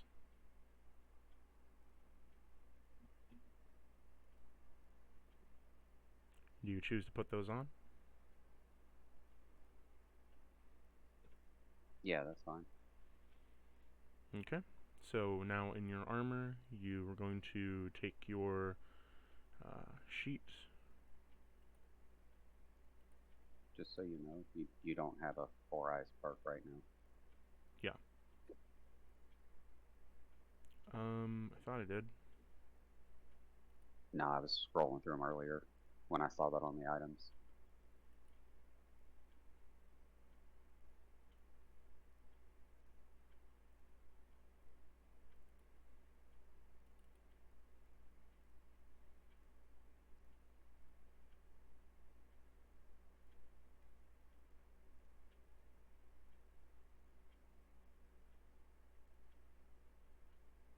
Then I'm going Me. to just change it to you have a +1 perception when wearing them. Easy enough. You have a +1 perception now when wearing the nerd glasses. Do you choose to wear the nerd glasses and lab coat? Yeah, I just put them on. Okay. Go ahead and change your armor values in your stuff, and take your vault suit off if you want. So now you look like a complete lab nerd. Congratulations.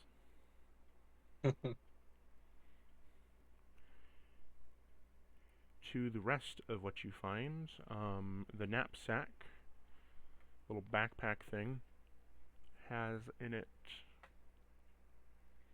Grab the items here for you.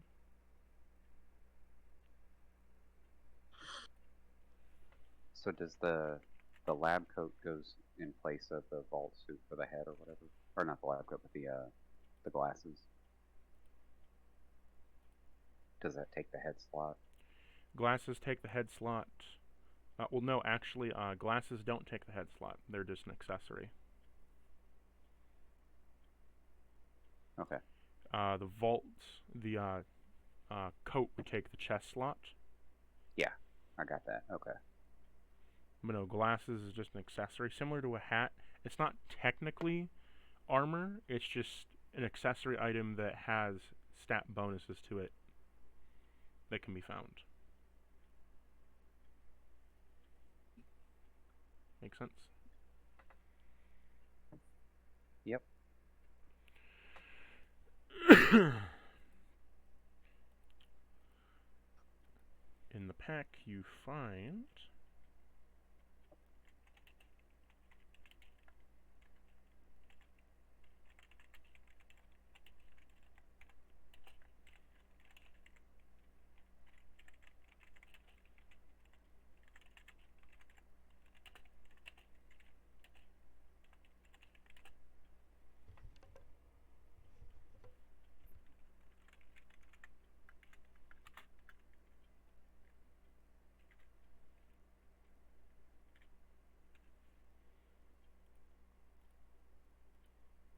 more stuff to type up real quick.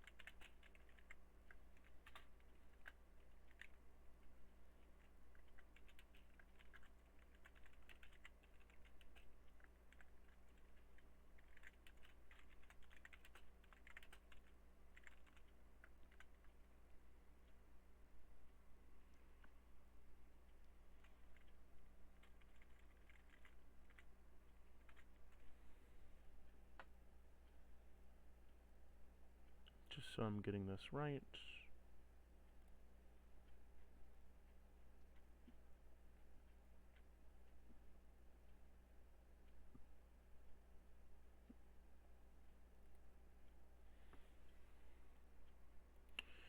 Okay, you found some pretty good goodies in this sack of yours.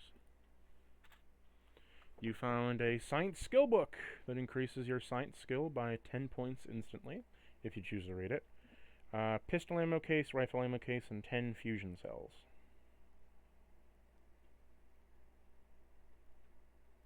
Alright.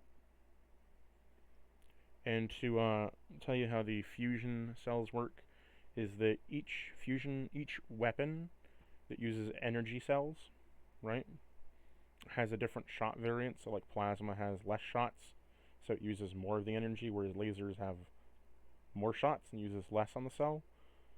So when you run out of 20 shots, say on the laser weapon, you reload the cell, but it could only be 10 shots on the plasma, you reload a cell. Sure, so the fusion cell reloads one energy weapon, yeah, regardless of how many shots that energy weapon has, whether it's 1 or 100. Mm-hmm. Cool. Yep, understood.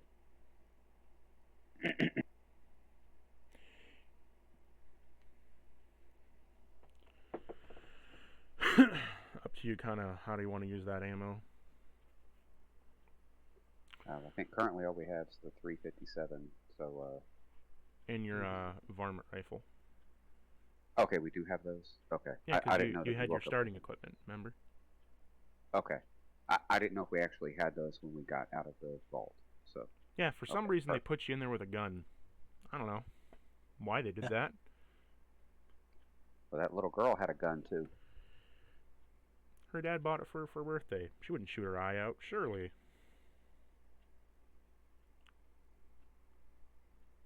Okay, yeah, yeah, then I'll, And they have radioactive dust in the sugar bombs. I don't know what to tell you. So... I'm gonna hand her two boxes of the ammo, of the rifle ammo.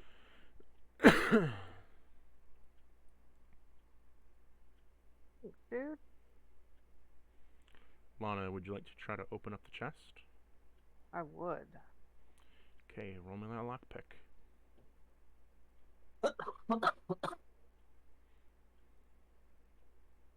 Oops.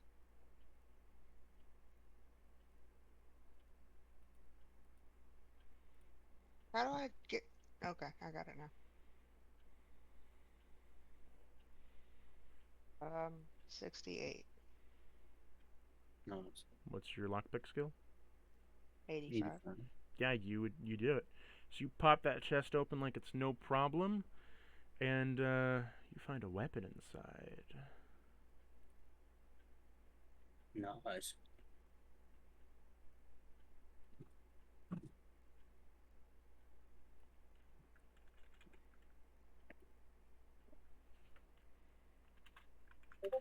You found a laser pistol. Hell yeah. It's old, kind of tore up a bit. The guards on it and the plastic's kind of worn out. It's faded yellow, but you got a laser pistol now.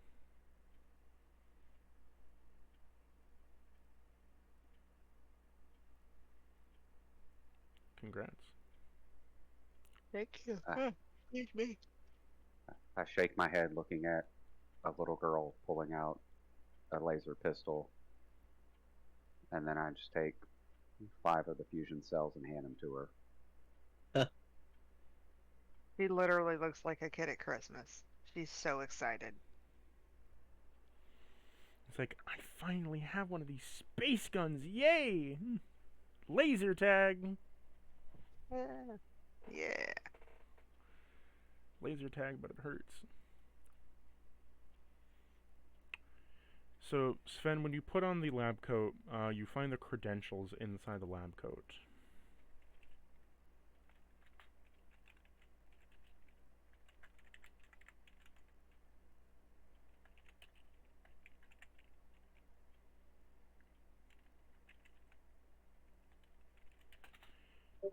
Lab Core Tech, Dr. Vamoosh.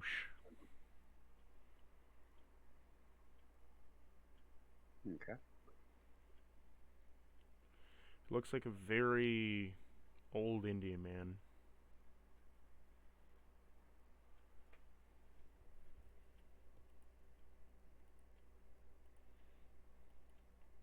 So, what will you do now? Are there any more boxes? Nope. Alright. There's just a bunch of like terminals in the room spouting air nonsense. And then there's one terminal that's like spouting air, donuts depleted from mini fridge, air must refill or sustenance cannot be gained upon shift. Let's get out of here.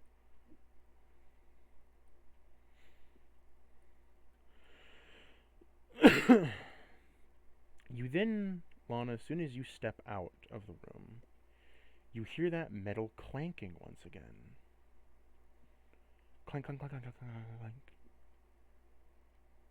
Hey, I think I hear that thing I saw. I don't think we need to go this way. Or maybe we should. We got guns now. You want to go kill it?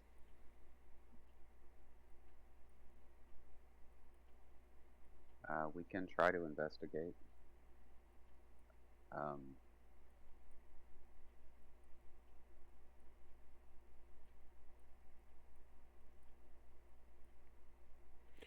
As you make your way up through the metal grates and areas, as soon as you get up a little bit, you do hear more clanking as clank, clank, clank, clank, clank, clank, clank, clank, clank, off in the distance, echoing above you somewhere. Above us, I look up. You look up just to see a spider web of cords and cables and all kinds of girders in between the vault, betwixt different catwalks and all kinds of dangerousness of hanging bits of metal and breakers and all kinds of floors stitched together with patchwork metal framing.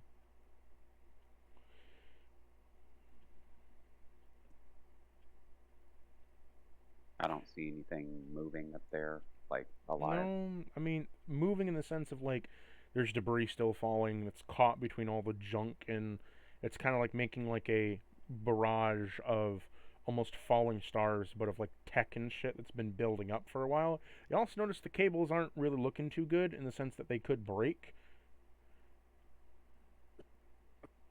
You get the feeling you want to get the fuck out of here.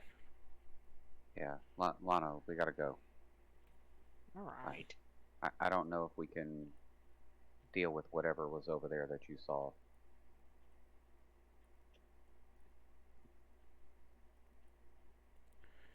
So which way do you want to go? You see your direction forward, or you can decide to go left and try to go down that creepy hall. I mean, I see Meat starts wandering off towards the hallway, so I mean, I follow him. Meat, why do you go down to the hallway area? That's where we hear the noises from, right? You hear some noises from there, but it sounds like it's coming from above you mostly. Ooh, okay.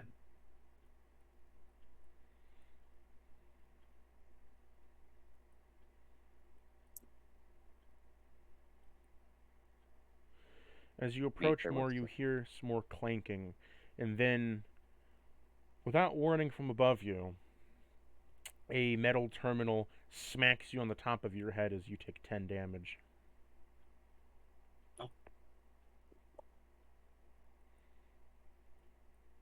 We need to get out of here now.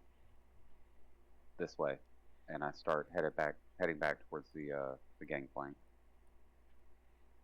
How does Meat react to that, getting smacked by a terminal out of nowhere? He probably tries to bite at it. You bite at it You as know, like an animal. your jaw just clamps down on this metal. Doesn't taste Wait, no. very good. It tastes like... Wait, no, we do need to go this way. Why? I take them back through here because that girder fell and blocking off a passageway. Mm, I want to get around it. smart thinking. So You, tell me if anything happens with that fucking thing. You come in once again, same room, nothing all that different. There's a rat on the platform and looks up at Meat and just squeaks in scaredness. I think Meat would try and eat it. Okay. You pick the rat up with, you just kind of stab it with your claw and eat it like an hors d'oeuvre. One gulp gone.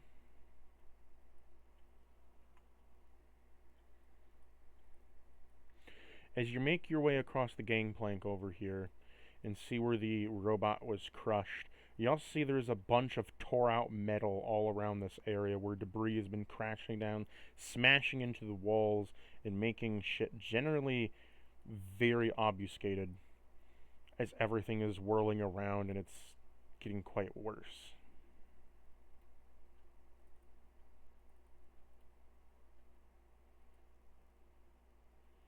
Oh, whoops. Cool. Didn't mean to add that. There we go.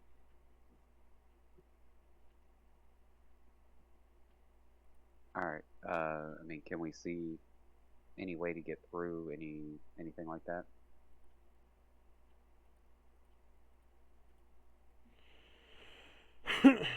By the way, is the fire effect causing any performance issues for anybody, or is it okay? Nope. No. Okay. Just a cool effect to have. If I could, I'd change it to green, but I forgot that was there. So you see there's a hole here. I'll highlight it for you. And while we're walking, I want to give Lana those nerdy glasses to put on.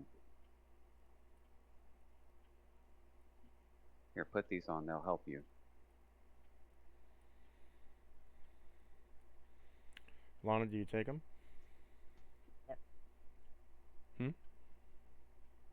Yes. You take the nerdy glasses, and upon taking them, you now look like a nerd, but you have a +1 to your perception.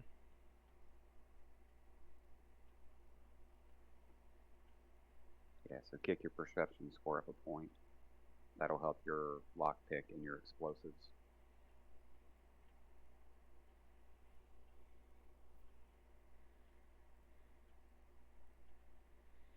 So, do you wish to go through the hole? Yeah. It says the max is 10 though.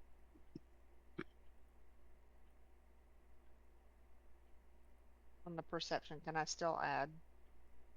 Make it 11? Why don't you try it and see what happens?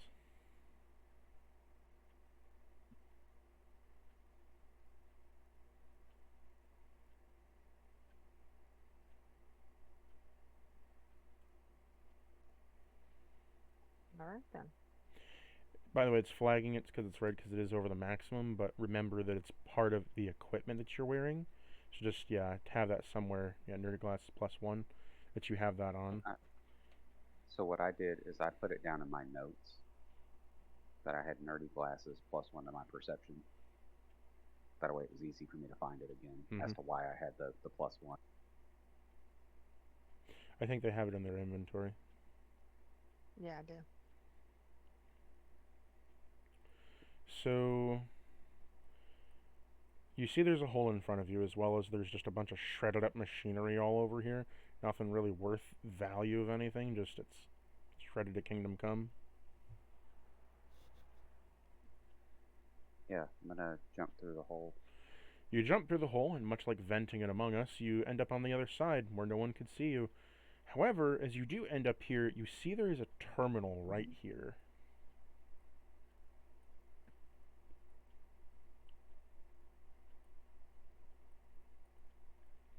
Is this the door here? That is a door, but it is locked and deadbolted in place. Okay.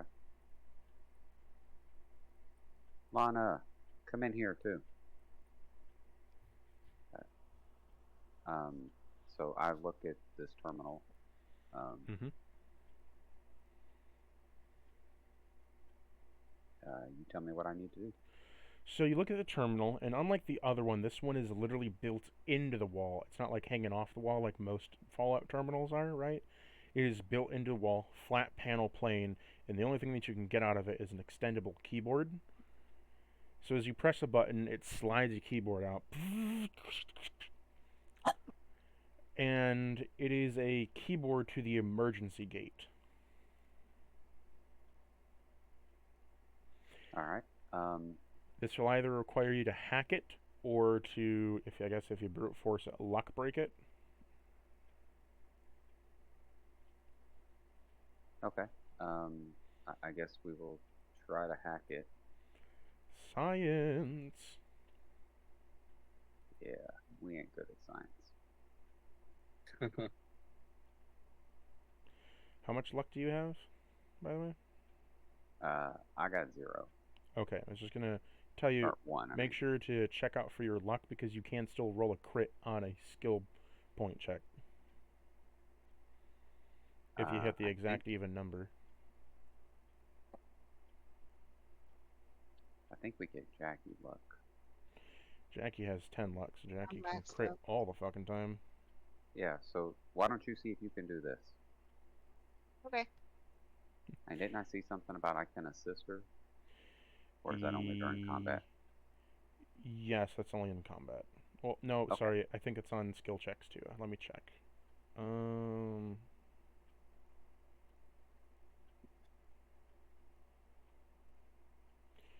Pretty sure you can do so at any time, but I want to make sure that I'm giving the right rules out. Yeah, I know there's like assisting that costs 2 AP, so that's obviously a combat thing when you're using the AP system. When doing this, you can help an ally with a skill check or general checks. Give him +15. Okay.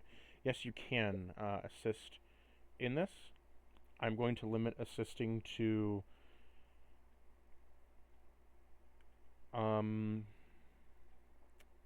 3 assists per area, per person. Okay. When not in Sure. combat. Yeah, but if you assist them, you give them a +15 to their skill. Or half of your general check status to them. Alright, so +15 and half your general to the check. So they need to make a science skill point check, So you meaning get that +15 to science. temporary right now. So I wouldn't change the Right. numbers, it just mentally. Yeah. I rolled an 82. Your skill points are 30 plus 15 would be making it a 45, 82, and I'm pretty sure you don't hit any of your crit stuff either.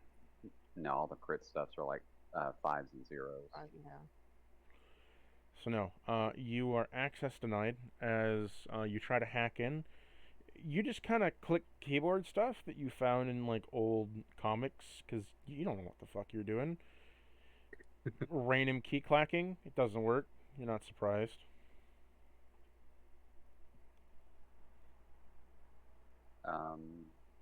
I think at this point, then we'll try to. You said the other was brute force it or whatever. Will, do you want to give it a try? Oh yeah, okay. I didn't know how you did on that. I know a lot of DMs don't like you know, throwing skill checks at shit till it passes. You can throw but- two skill. My limit is two, so two people can do it, and then you're done.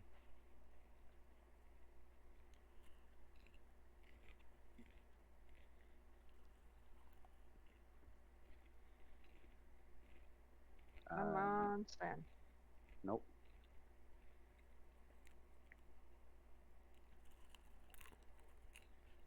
I had to get below a 25. Access denied. Yeah, so we're gonna have to brute force it.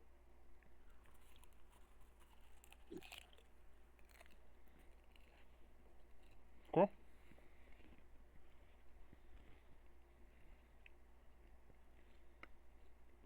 So, what's your luck stat? Oh, me, I'm 0. I was gonna let her go again to see. I was gonna let her go first again. To roll me a luck roll, I need you to roll me a d20. And if you land on if you land on any number below 10, you get the luck. Ooh.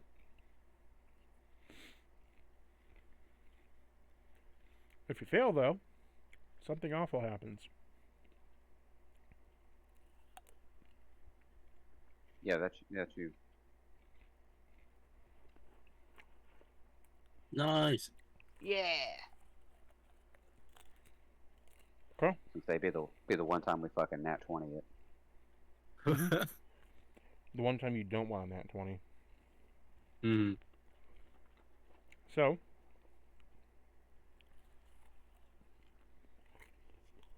you karate chop the keyboard and it works. And you Must manage to have hit the the right key. you hit the right combination of keys by karate chopping it. Upon doing so, a opening opens up over here as an emergency gate lifts the wall and shreds the junk in between.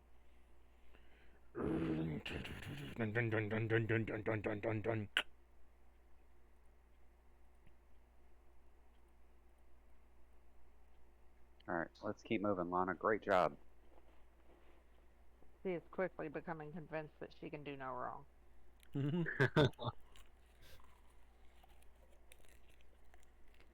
This Halt for a minute. No, halt Deathclaw.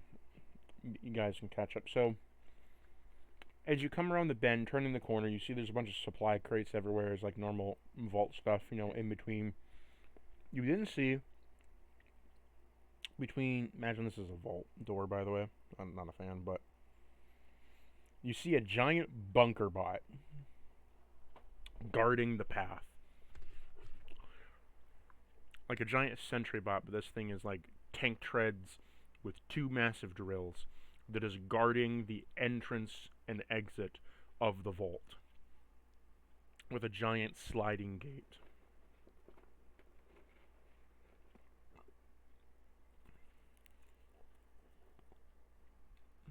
This looks like something you'd know about, Sven.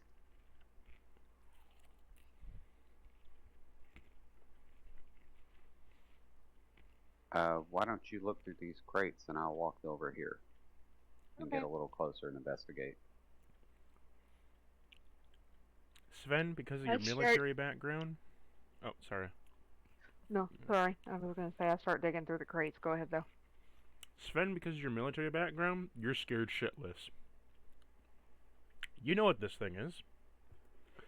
This thing was made as a late war effort to puncture through power armor. Their whole thing was modified mining robots that would go out onto the field, be as tanky as power armor. They could deflect anti-tank shells with their armor, and they would just stab right through goddamn power armor and then blow it up in front of them and keep moving.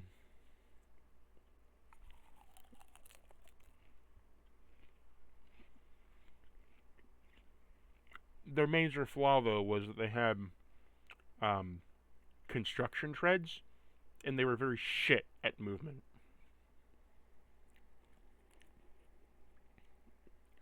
So, like, if you put a rock in front of them, they would most likely tip over.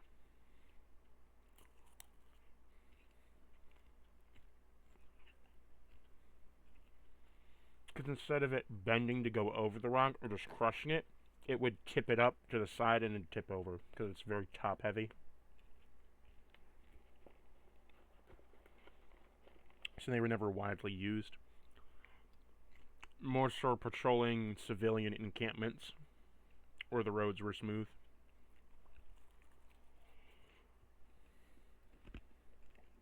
So, knowing that, I look for something that I might be able to get in front of this thing in case it comes after us. To make it do that.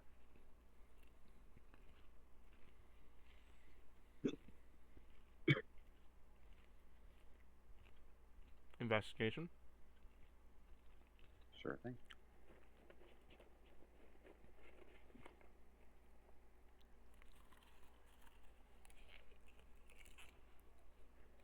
That is an 8.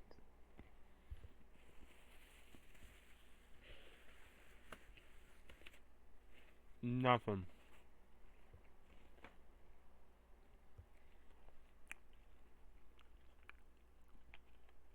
A whole lot of nothing.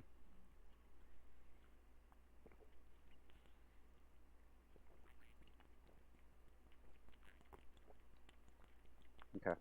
I think Meat and I go over here and start looking around too, unless that bunker bot moves to stop us. As you have approached this area, right? Okay. The bunker bot moves forward and says, "Halt! You will not go any further. State your credentials."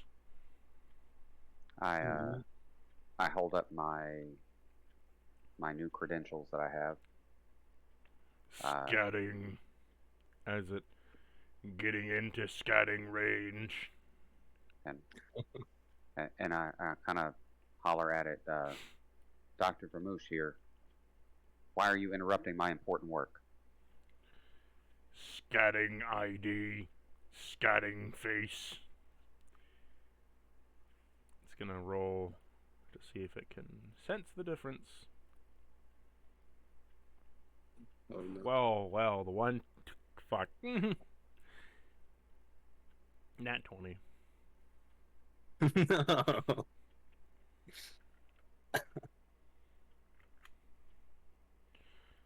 Like, look at this shit, man.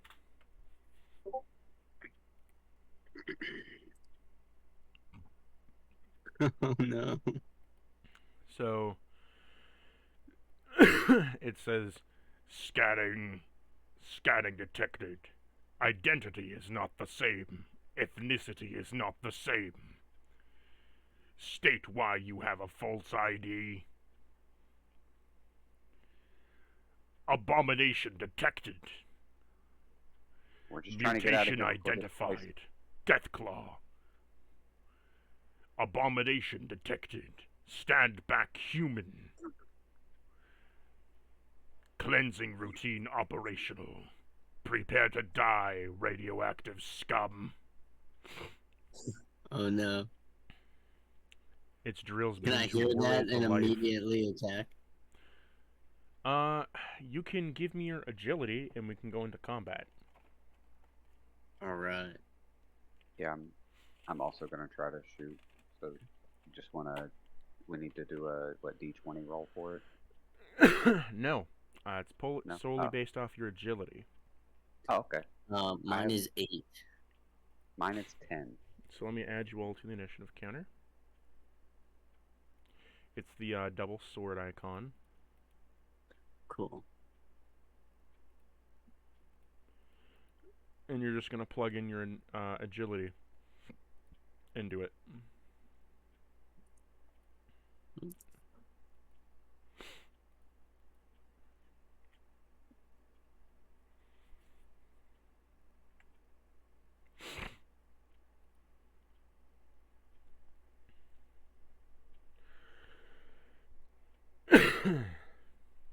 She's working on it now. Sorry.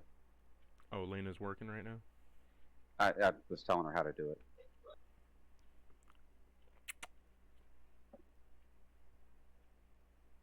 Lena? Yeah, there we go. Okay. So, Sven, you're up first. What do you want to do? I am gonna shoot at it with the varmint rifle. Okay. Make sure you're within range. Range is 30 feet. There is a ruler mark on the right-hand side. So from you, 35 feet. You would have to Okay. move closer. Each So it square measures is to the- 5 feet. Okay, and it measures to the middle of him, not the edge of him. Yes, to the middle of him.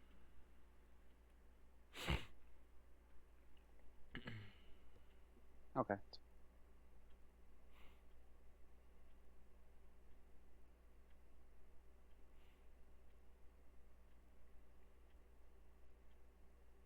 I'm gonna move here. Just remember to subtract your AP and such. Yeah, so that was 1 AP. I have Mhm. 20. I'm gonna start shooting. Okay.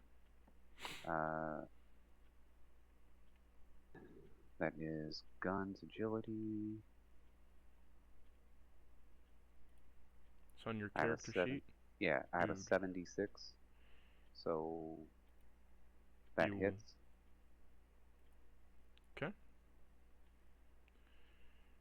roll your damage.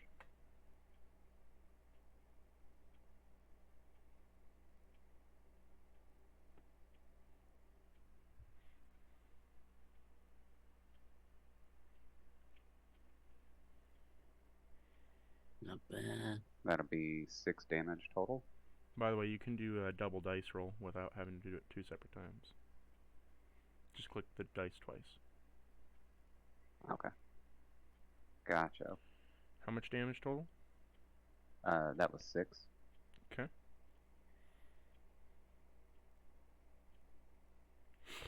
So your first shot tinks into his metal armor and just kind of deflects a little bit as you did ricochet damage.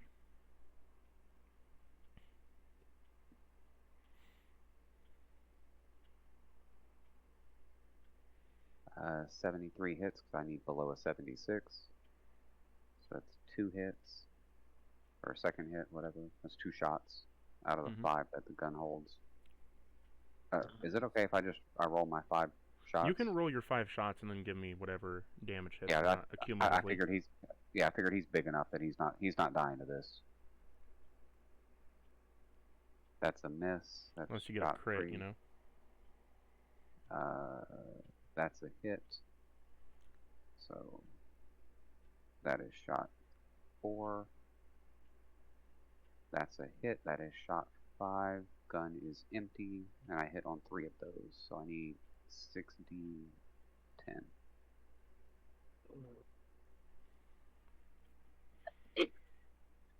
So 29 points of damage. Nice. Alright, I'm 11 AP in out of my 20. I reload. Mm-hmm. Which is what, another 2, right? I'm looking. Double checking myself.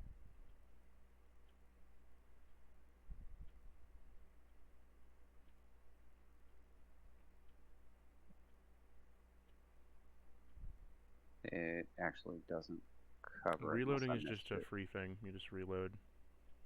Oh, okay. Okay. The only guns that have any reload quirk to them are big guns. Okay, so then I can do 4 more shots. And I'll be out of, I'll be So out of 29 AP. damage was your... Yeah, 29. Yep. Okay.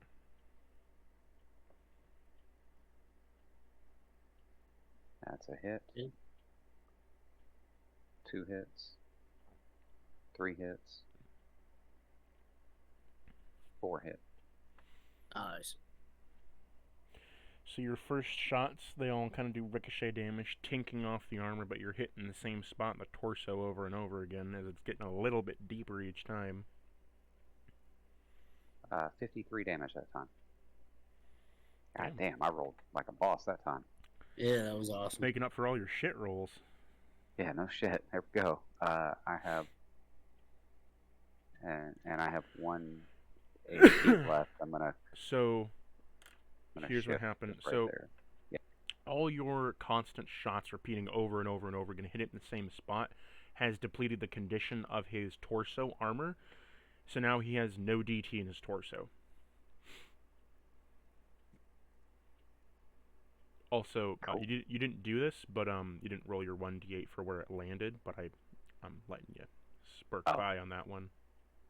I didn't. I forgot that was a thing. Yeah, if you aim, you can choose where you want to hit, but otherwise, you got to roll the d8 when you're firing ranged to see what part of the body you hit. Anywho, what were you gonna do with your 1 AP? I was just shifting over 2 more squares. Okay. You chunked him down pretty good already. Meat, it's your turn. Alright, I'm gonna move in the melee range. And then Okay. I'm not sure my AP is 16. I don't know how many, I don't know how my claw attack is. Okay, so you have how much AP? 16. Okay, and attacking is 2 AP per attack. Well, I can get you used 1 AP swipe to. then? Yeah, Used you, 1 well, AP you to one- move, 1 AP Yeah, to move one in. implement. so 15 AP left. So can I get 7 attacks on him? Yeah. Also, I have 10 points of charisma, which means you get extra damage. Oh yeah, that's why I put up my charisma too. Alright, let's roll all these bad boys. Oh, I that's didn't not roll. helpful. I don't know No. if your charisma was up. 'cause I that would would've meant mine. recommend rolling each one individually. Yeah. Ooh.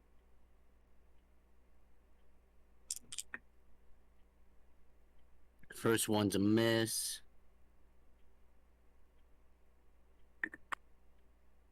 Ooh, another miss. Oh, come on, another miss. So when he's doing this, he's declaring like, "Hey, I'm attacking the torso or whatever." Yeah, if I Is that can. how- Yes, Is that how because this works? Yeah. Okay. yeah, melee is different in the sense that you can choose where you want to attack because you're not really randomly hitting it. But do you want to try to attack the torso?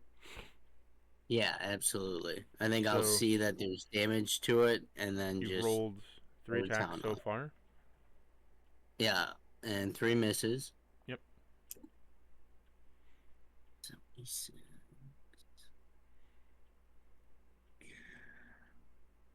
That's a miss again. What's your number you gotta hit? I mean, I know 71. you're- okay, yeah, I mean, I know you're rolling kind of high. Yeah, and I missed that one too. I can't even picture what's going on right now. Like, I'm just swinging with my claws and just I'm not used to being What I a imagine mutated. is that like you're not used to being a mutant. Like you're just trying to do the best you can, and it's just swing, swing, swing, swing, swing, and you haven't learned your range yet, so you're just right out of the claw range. All right. Just whiffing How it. many was that? Was that 5? Yes, you have one more. Oof, a miss again. I fired and I missed. I fired and I missed again. I fired, but I missed. I shot again, but I missed. I aimed and I shot and I missed. I'll Dude, use that was the that was one fucking AP brutal. I've left to kind of give myself some distance from it.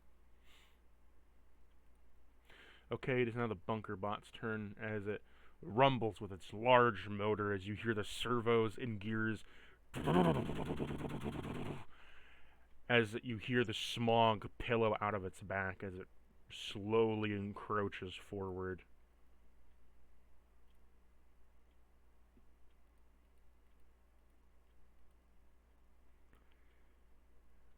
Hit. Hit.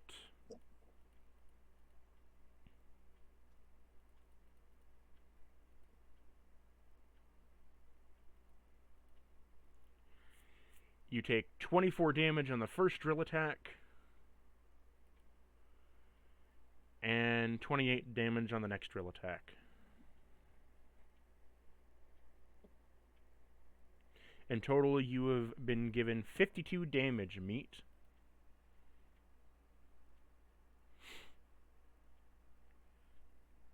I'm at 73. That's the end of the bunker bot's turn. It is now Lanya's turn.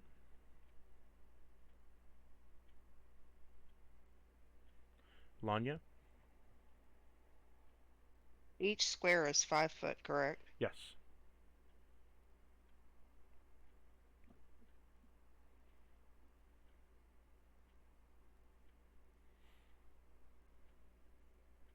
Let's Going see. for the laser pistol.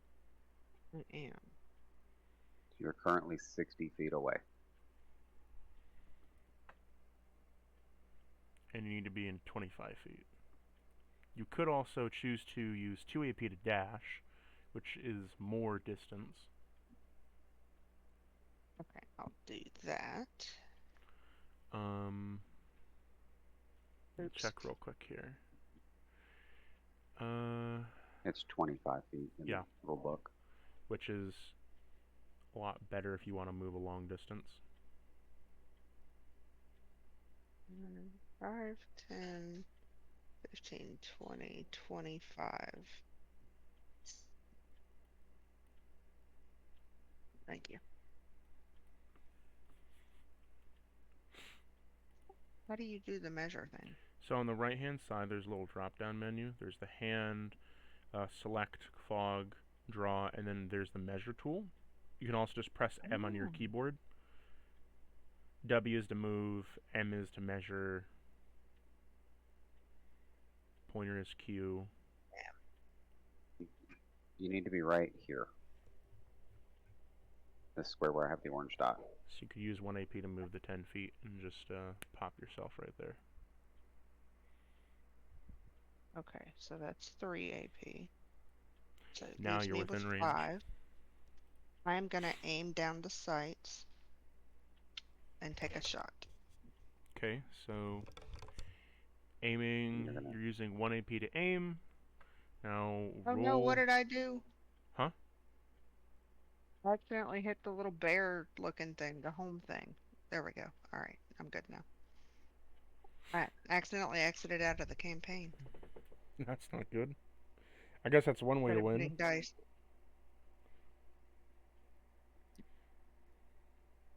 Okay, so it's a...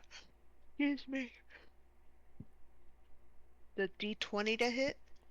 No, Is you that roll correct? you roll a D100 and look at Okay. your energy weapon. What's the number for the skill? 91 to hit. Okay. So energy weapons plus, so now look at the hit for it. What's your hit number? Oh, I'm sorry. The hit number is 91.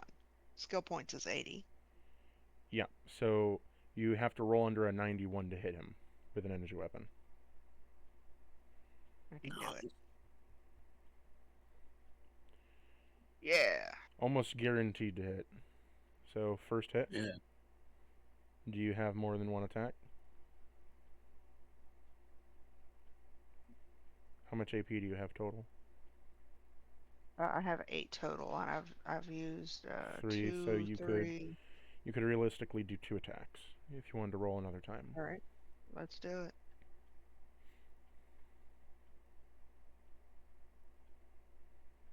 Okay. 34. Now roll me your damage, and you're doing double damage, and so roll me a cumulative damage times 2, because lasers do double damage to robots. But I didn't put how much the laser does. Yeah, it does. The Discord chat. She was saying she didn't put it. Oh, It's 64. 64.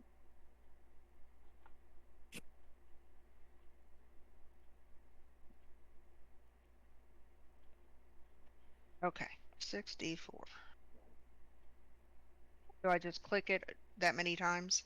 So because Yeah. you did 2 shots, it'd be 12 d4s. Since we're doing a cumulative Yeah. damage, Yeah, you click it 12 times. and then you roll. You're about to potentially fuck this thing up. Nice. 44 times 2, 88. Wait, those aren't D4s. Sorry, Oh, that's those are D6s. No, D6s. they're not. I'm sorry. I'm dumb. 12 Okay. 12 You should roll d4s, 5s please. and 6s.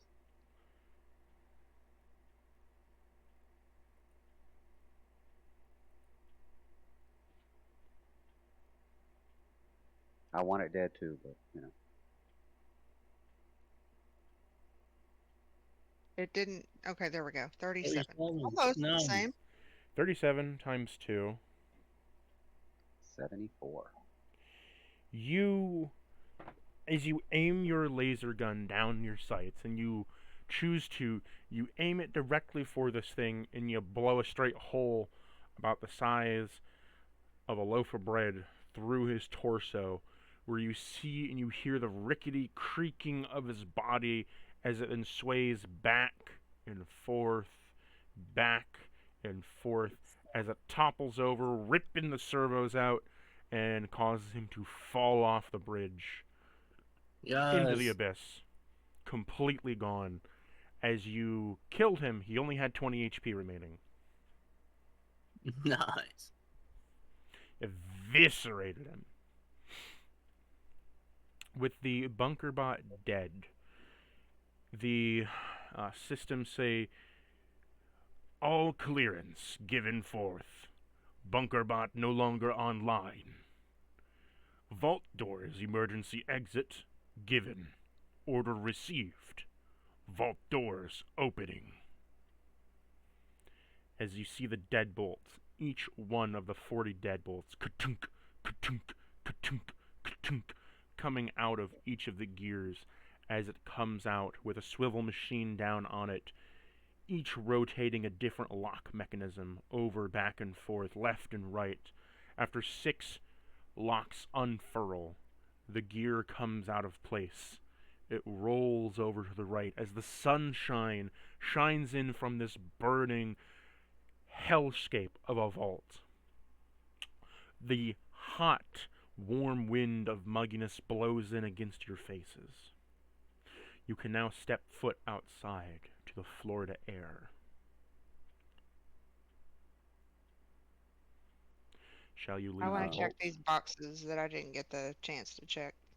Yeah, I'm gonna search this side over here. And she's gonna search this side here, and then we'll proceed. Investigation. Well, actually, I'll go with her. Oh, wrong button.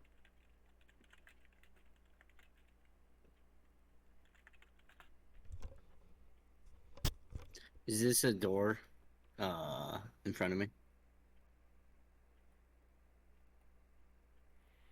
That is a different gear door, yes. What was your investigation check? She nat 20'd it. Nat 20, okay. You see that all the boxes, while they are secure, they have a simple code on them. You guess it is 111, and it opens up all 6 of the boxes. Nice.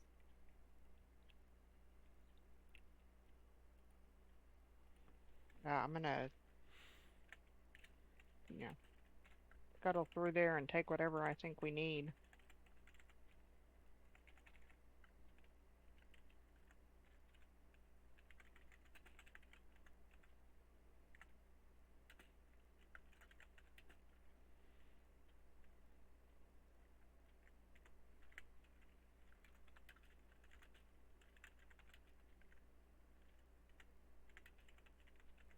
Huh. 20 AP is a lot. It is. So, out of all the boxes combined, you find 80 Salisbury steaks. Nice. 80 military Salisbury steaks. Nom. That is where I will say it takes up some of your inventory weight. We can split that up between us. 20 pounds.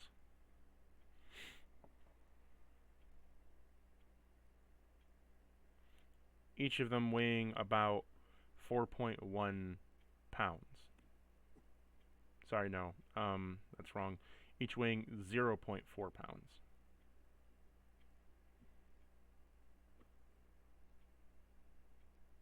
About how many of those would meat eat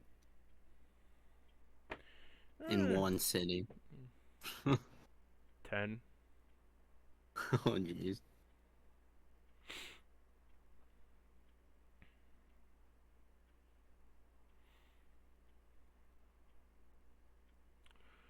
With that known, though, do you wish to hang on to all 20 of the Salisbury steaks? Yes. All 20 pounds of them? But she said she was going to divvy them up, so I was putting down some of my inventory. I'll say each person can carry, what? If you do it equally. Y'all carrying about 26? Meat eats 10 of them instantly. Okay. I will roll how much you heal for real quick. Oh, cool. Didn't even think about it. Yeah, 1, 2, yeah, 3, 4, that's 5, food to 6, heal 7, off of. 8, 9, 10. It also poisons you.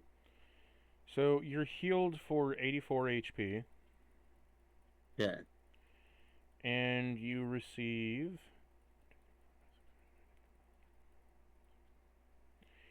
You receive 33 rads. Okay. Ouch.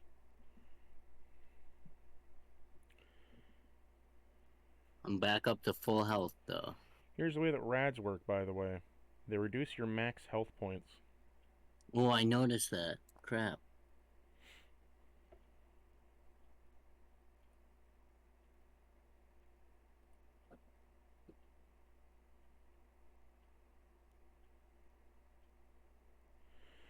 So you don't want to take too many rads, but... Yeah.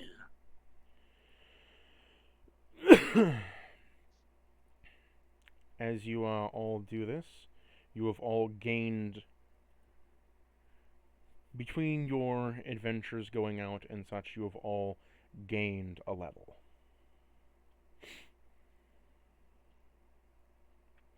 And because you've completed your first quest, with all the experience accrued, you have gained, because that was a big boss, another level. So you have gained 2 levels. Congratulations. Nice. So you should all be level 3 now.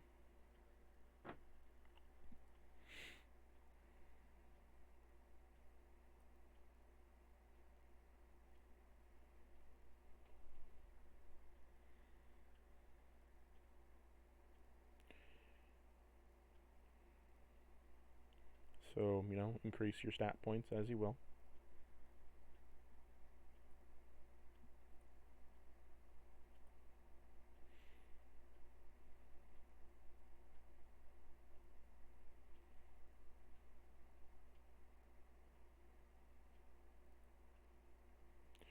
What do you plan on increasing what stats you plan on increasing meat?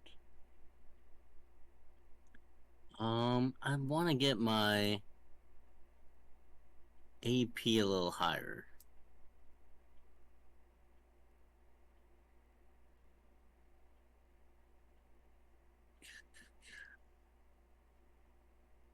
So wait, we gain. What all do we get when we level? So you gain your int score, you gain your int attribute in skill points to level up, and then you gain that many bonus upon level up. So, for example, Meat has 2 intelligence. He's getting 4 per level. He now has 8 to distribute how he wants.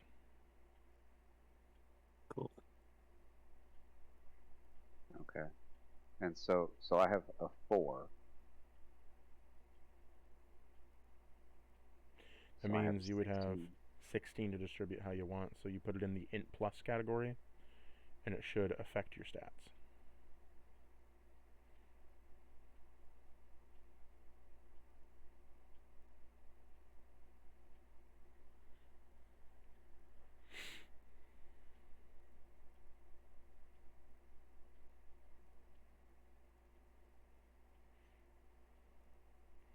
And remember, when you distribute them into a tag skill, every 1 point is worth 3 in a tag. Okay. And you all get to pick a perk.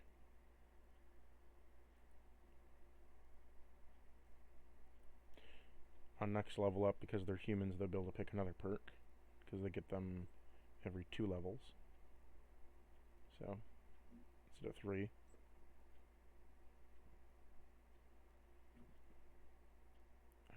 I can't remember if the death claw gets them at different level ups. I'll check. The tag thing doesn't seem to work. Oh well. It should.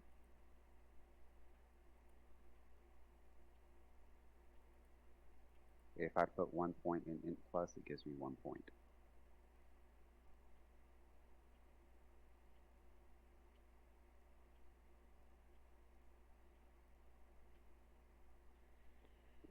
Uh,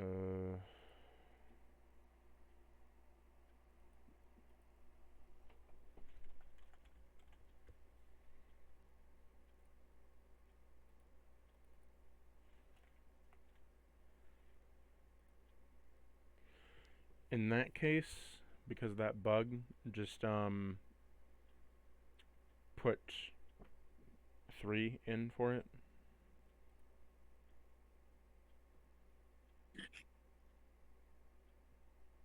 Okay.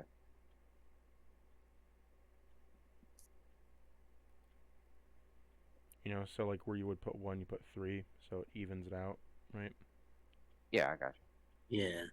Sorry, I thought I made the sheet good enough, but there are bound to be issues.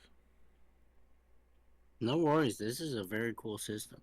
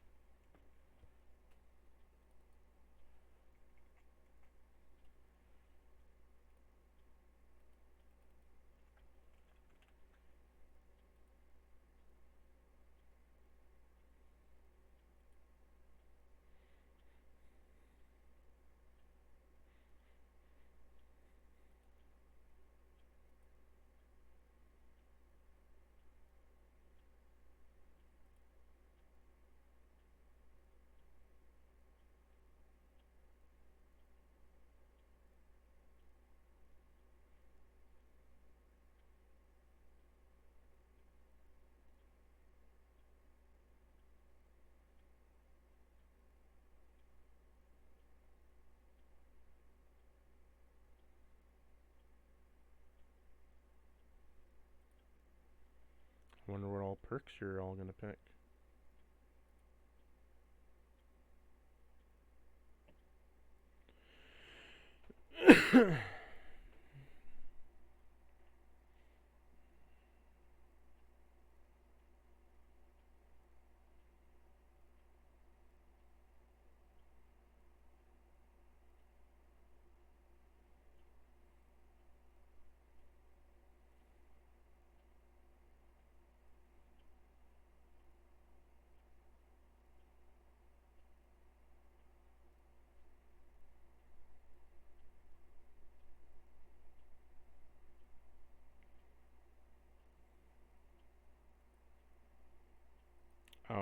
I did forget a rule.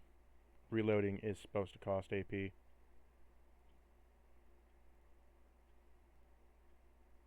Yeah, I figured it should cost AP. Yeah, I found it in Um, my 2.0 rule set. I didn't add it to the modern 3.0 rule set. okay. Yeah, yeah, no problem. Yes, 2 AP. Okay. Sorry about that. That's. I, I mean, zero issues at all, man. Zero issues. Um,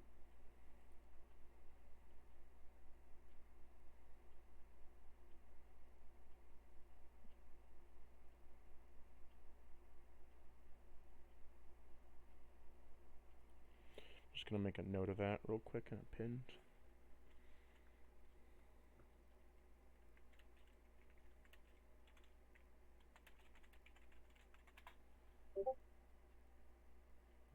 I am going to take Swift Learner.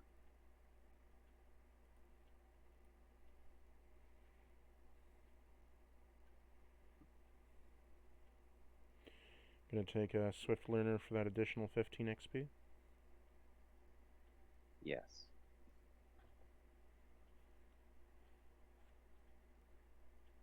I'm gonna go with intensive training, and then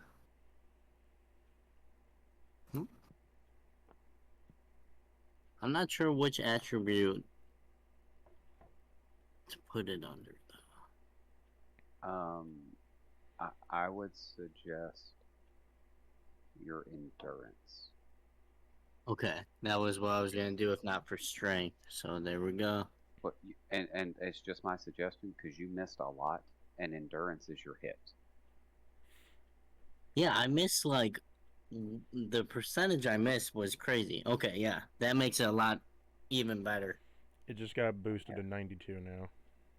There Yep. you go. Yeah. Yeah, mine's currently at 97 now. But it was at like 80 Nice. something before that. What are you thinking, Lena? Heave ho. She said Oh, heave ho. heave ho. Do you have you have 5 points of strength? Oh, is that a requirement? That is a Son of a requirement in it. bitch. Never mind. I will continue to look. I'm gonna have to pick up strength.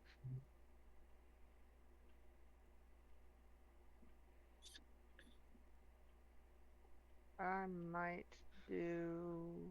I think I'm gonna do Swift Learner. Do I Nice. have that? Swift learner's good. Yeah.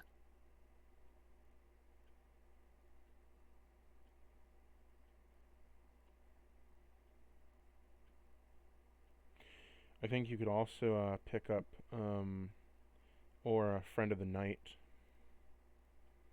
instead if you wanted to do that. I was thinking about that one actually. You essentially get dark vision for free. I do already have pretty far vision. That would be nice to have both. Because if you don't have dark vision, if you don't have any way to illuminate the dark, or your eyes don't adapt quickly well in dark spaces, your vision essentially cut into a third.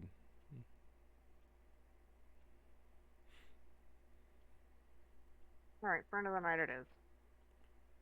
Okay. I did check you do meet the requirements, so just put into your perk notes Yep. what you got, and you have dark vision. Okay. We're going to end session here soon, but upon going outside, your Pip-Boys grow very bright with a green map of the Florida area.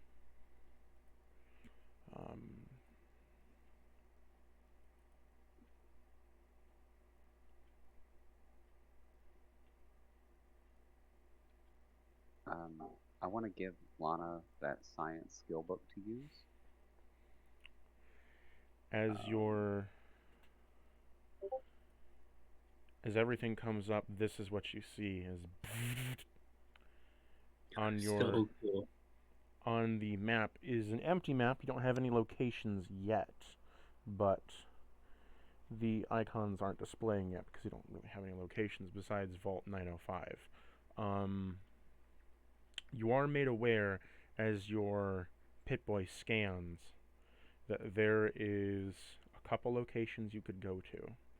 Gives you an inkling of some locations. There is a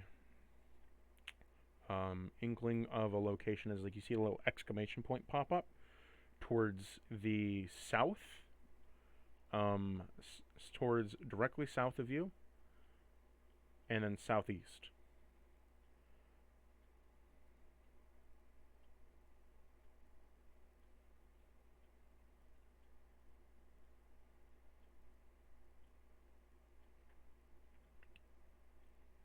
Do you wish to head to any one of those directions? The southeast one is closer than the southern one, by the way. Can you I give say us we the go options southeast. again? Yeah, give us the options again, quick, if you don't mind. The Alright, options okay. is that your Pip-Boy comes up with an exclamation point of locations that it might recognize as it connects to the satellites that are in the sky, connecting to Vault-Tec satellites, and structures that would be, in normal Fallout it'd be like, a named location, but in this it's like a location that has some form of life around it, right? Okay. Is either directly south or southeast, but the closer one is southeast. Yeah, so let's go southeast. Okay.